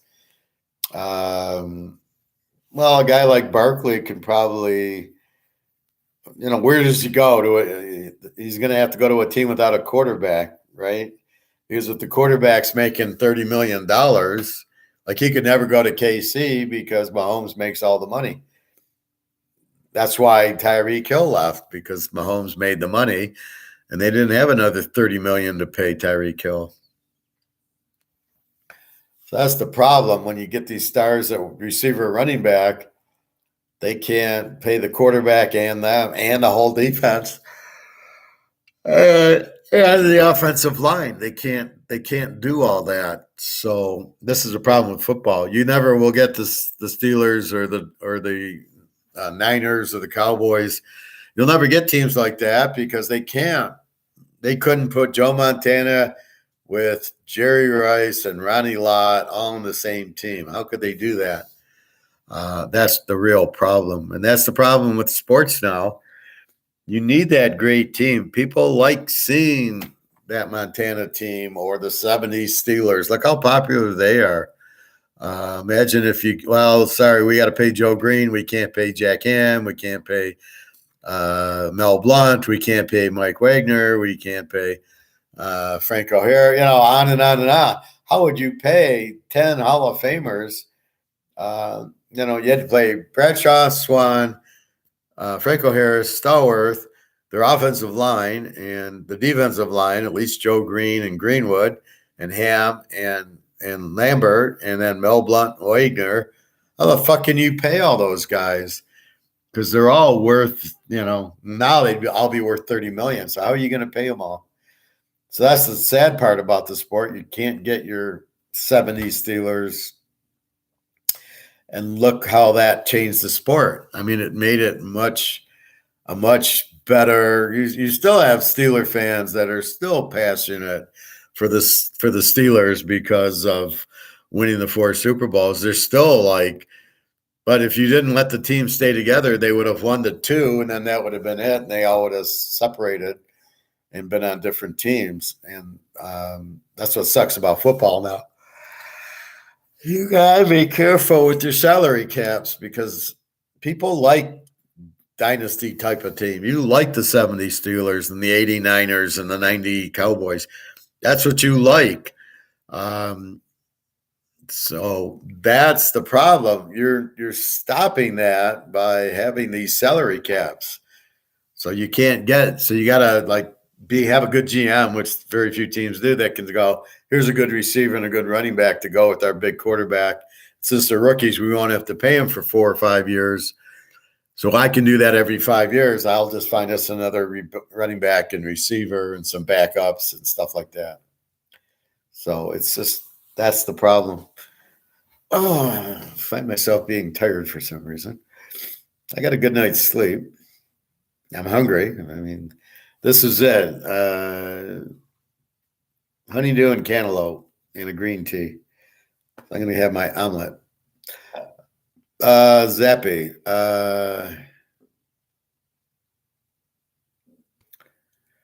Bobby. Bill Belichick needs to wisen up and realize that his Jones sucks to go with Zappy. Well, I like Zapped even better. He needs to go with Zapped. Well, you wonder what they're thinking, right? See, a guy like Belichick probably want, like Garoppolo, he traded him for some good, whatever he traded him for, and he was able to keep Brady. And that helped them because without having to pay Zappy, they won a couple more Super Bowls. So that's really what your thing is. So you've got to realize your best player and play him, not, well, we paid Jones more money or we're trying to showcase Jones so we can trade him. And that, fuck it, just go with Zappy. But that's probably what they're doing. I can see them trading Jones, and he's got Zappy, so he's going to figure out what to do with the Jones, how to trade Jones. But look, he's our starter.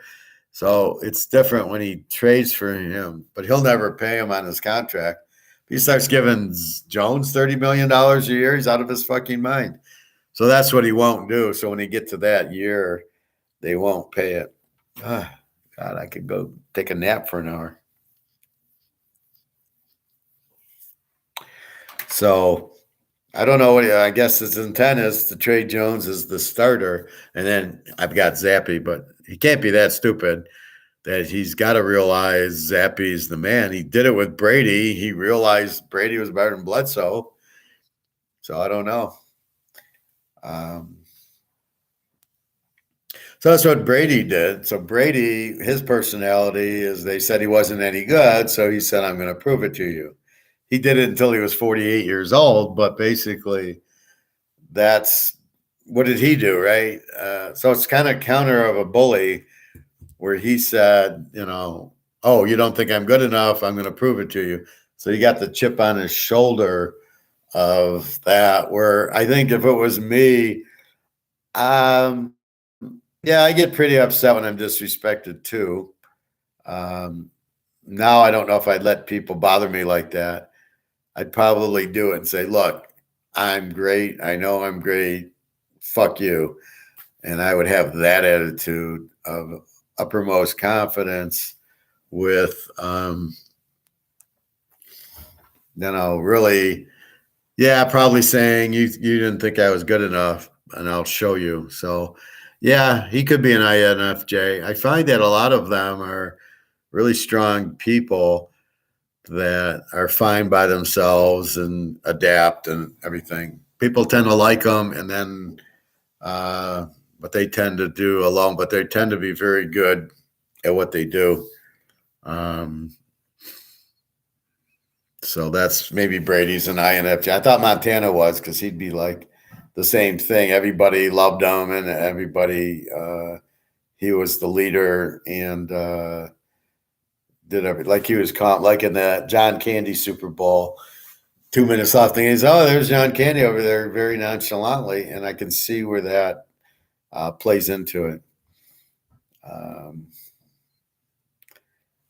Anyway, it's quite the personality. I'm having fun with it now that I know what I am. I strongly suggest you learn your personalities. It'll really help you out. Then you'll understand yourself, and it'll explain a lot to you, and you go, oh, fuck, yeah, that does make sense.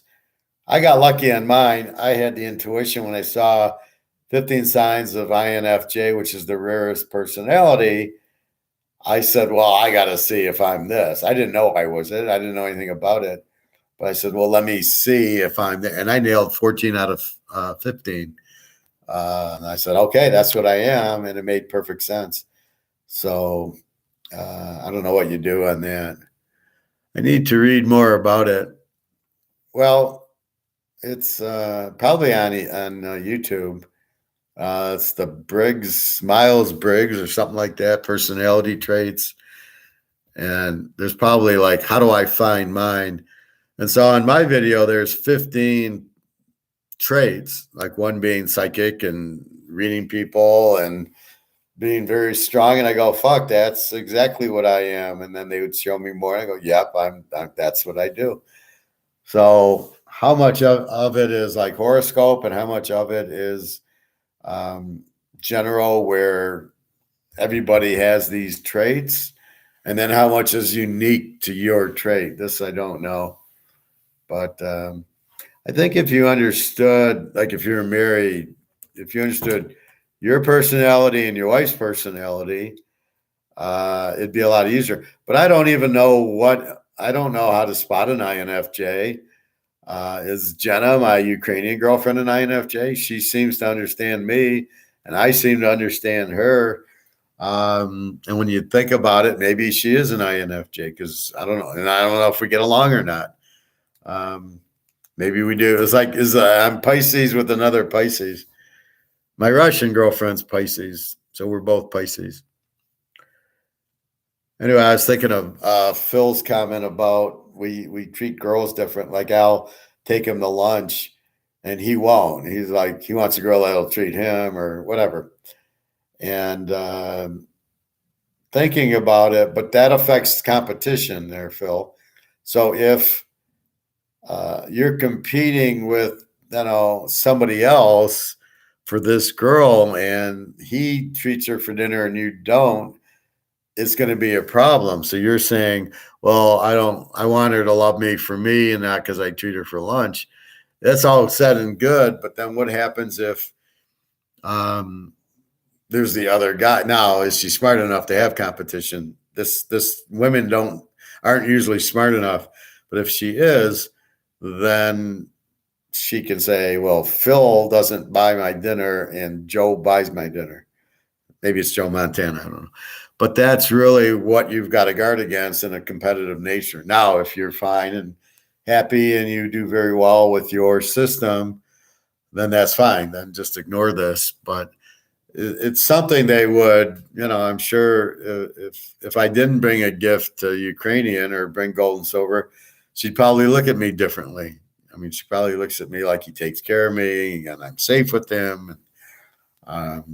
He's very nice and he pays for dinner. So a lot of that goes into that. So again, you're in a competitive situation. So that's why I do the extra and bring her some silver and gold and make sure I take her to dinner and all that stuff, buy her the plane ticket.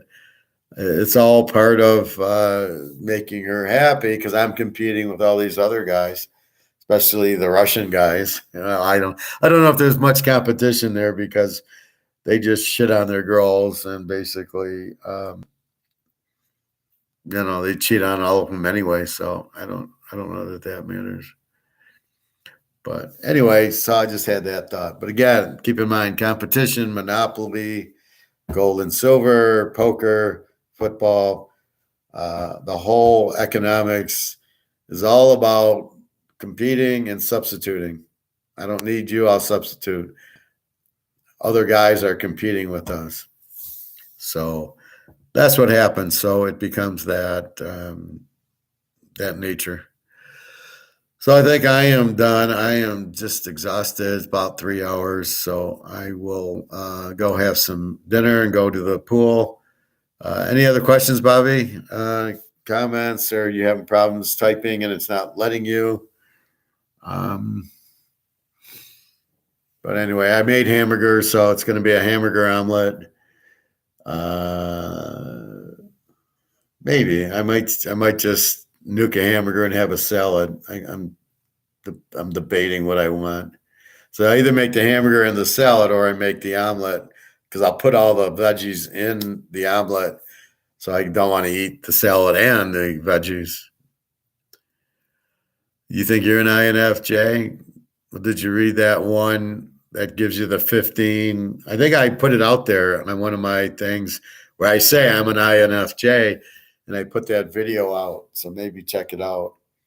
But yeah, I think most leaders are, most independent people. I think that's one of our strongest traits is we're independent. We don't need, I don't need some girl dictating what to do.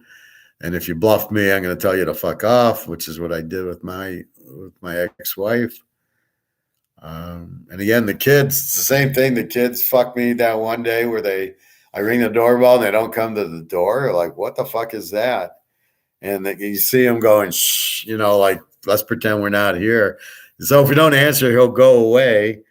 And I called their phones and they wouldn't answer. And they were just very, extremely rude. And now they're getting what they wanted, right? They didn't want to talk to me. Fine. So I haven't talked to them. I get the last laugh. I look at them as bad people, and in my personality, I am not going to take that from bad people. If they were good kids, my kids. I have two daughters. They're in one was born in 93 and one was born in 97. And I'm divorced, and it's my daughter's birthday, May 5th, and I had some Pokemon cards to give her. And I go over to the house, and it's 9:00 sunny day. And I ring I'm just dropping by, right? And I have her present, and I ring the doorbell, and they're not answering. And I look, and I can see them in the house. So I call their cell phones, and no answer. Then I call my ex-wife's cell phone, and she says, well, just leave it in the mailbox. It's too late. And I'm saying, go fuck yourself. My daughter was probably 14 or 15. No, she was probably 15, 16 at that point. I think she was actually driving. So it was, yeah, because I remember seeing her after she started driving. So maybe she's 17 or 18. No, I think she's even in college at the time. She's like 19. It was a couple years ago. And they wouldn't let me in the house. They wouldn't let me give the gift. I said, I have a gift for Ashley's birthday. And they wouldn't let me give it to her. And I was like, what the fuck? So I said, I'm not putting it in the mailbox. I want to get them. I'm here to see my daughter. I like to give her a kiss and a hug and give her gift and then wish her a happy birthday, and off we go. I tried to get with her on the weekend, but she made up plans that, I'm meeting my friend. Says, your friend's welcome.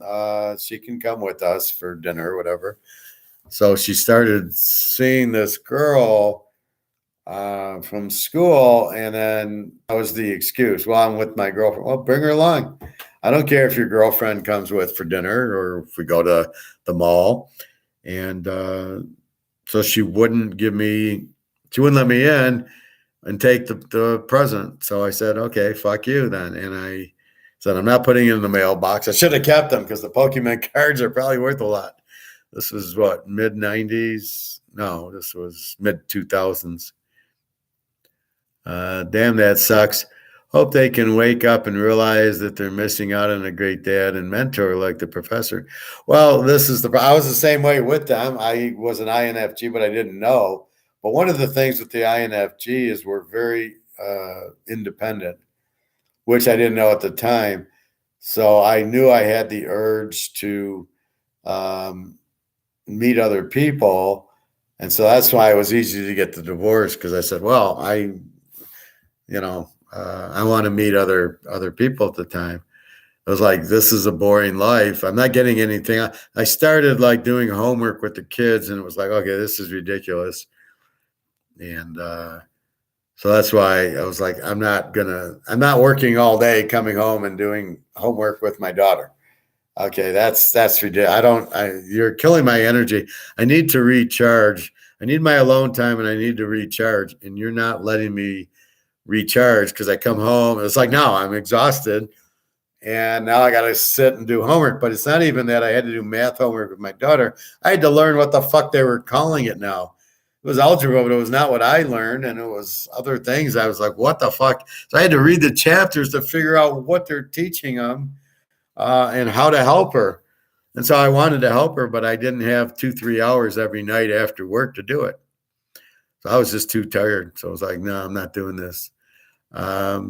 Well, that's why I'm surprised, and I won't contact them because that's where the Tom Brady comes in. Like, you didn't want me. You told me to leave, and you wouldn't let me in the house, and then you didn't try to keep in touch.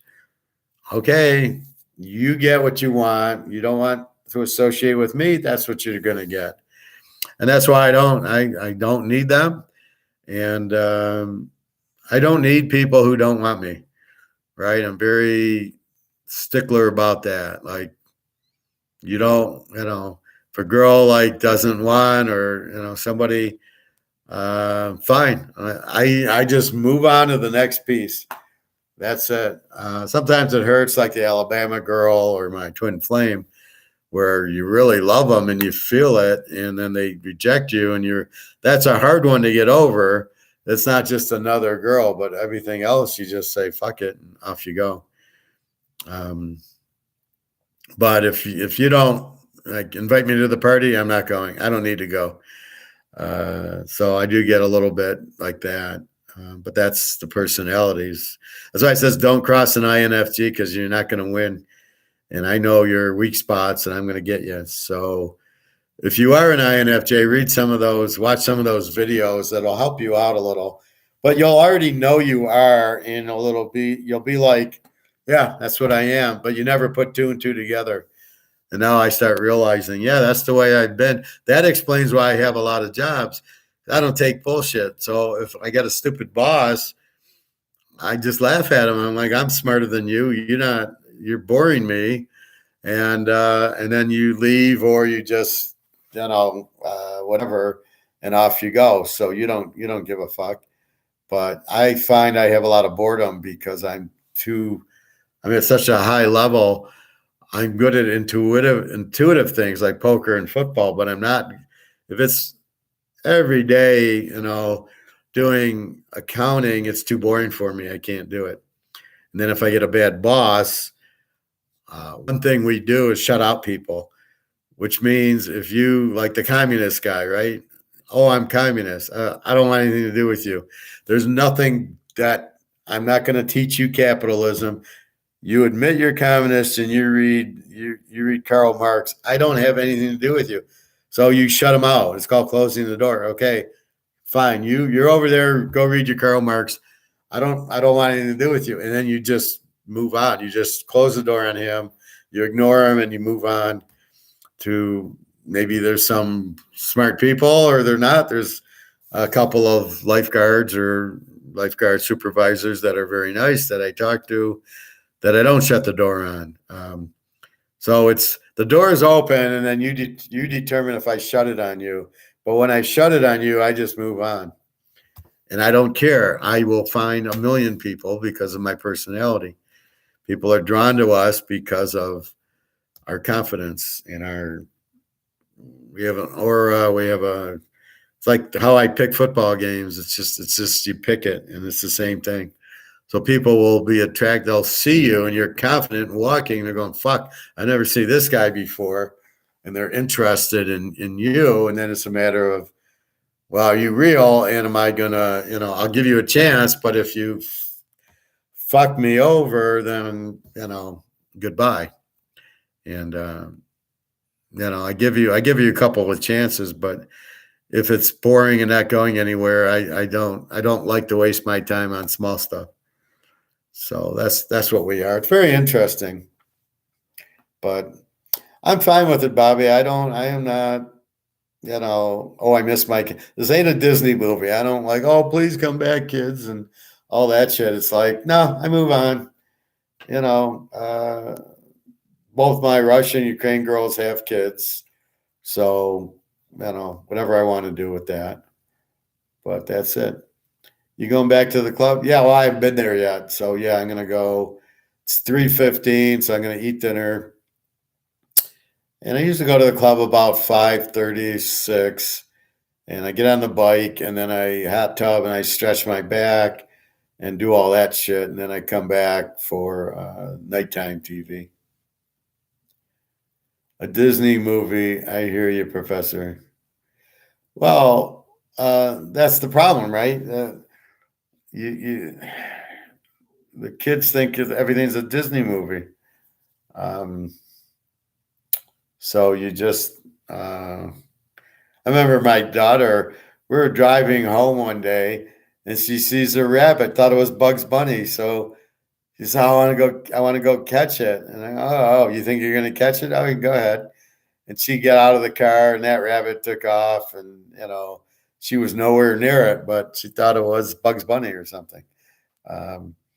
But that's what the problem with kids. They see the Disney movie. They're all the same.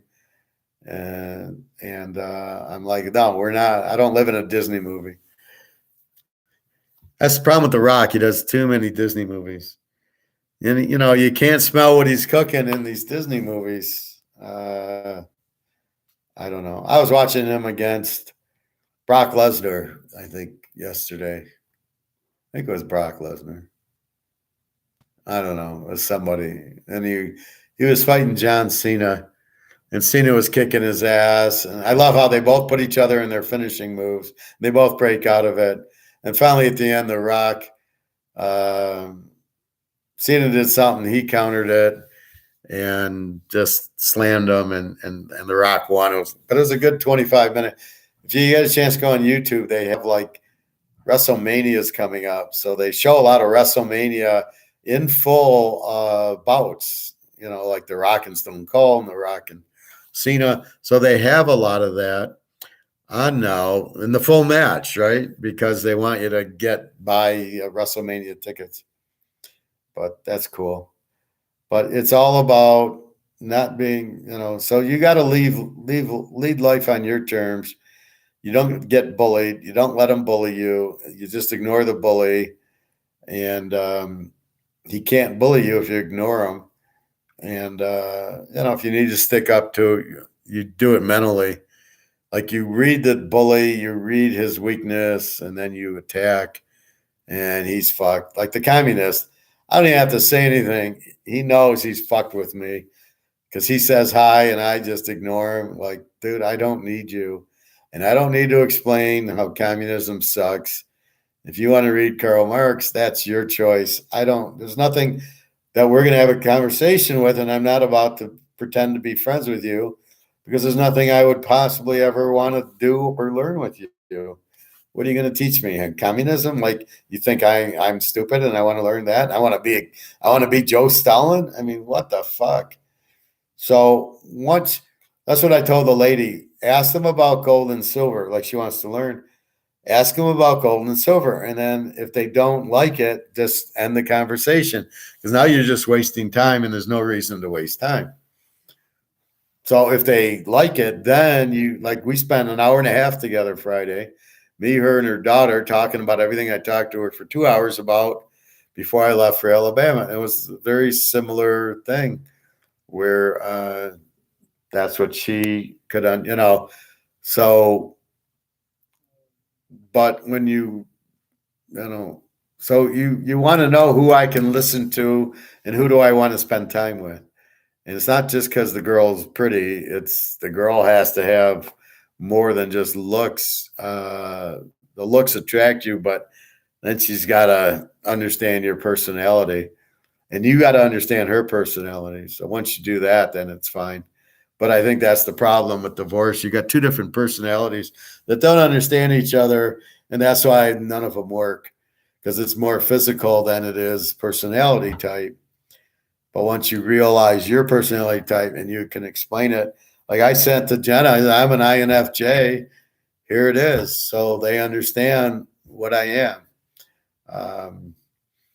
But I think she probably already knows because she's been with me on 3 or 4 trips where my Romanian girl doesn't understand me. And so I just give up on her and I go, fuck it. I'm with this other girl. Like, see you later. She's a better fit for me, for my personality than you are. And that's what you're really looking for, is that personality fit. So if you understand your personality, then you kind of see what she does, then you can go from there. All right, I am off. I am exhausted. I am hungry, and then I'm going to go to the pool. So have a good day. I will see you tomorrow. I will dig into certain just whatever's happening. Now, I think the gold and the stock markets were closed for President's Day, so we really didn't have any news. So we'll look into that tomorrow. Anyway, have a wonderful night. www.teaserking.com. Please, questions or comments, you can email me from the site and everything else. You're welcome, Bobby. Have a good day, Bobby. Be good. All right, everybody. Take care. Good luck. Have a nice day. And I will talk to you tomorrow. Okay. Thank you very much. www.teaserking.com.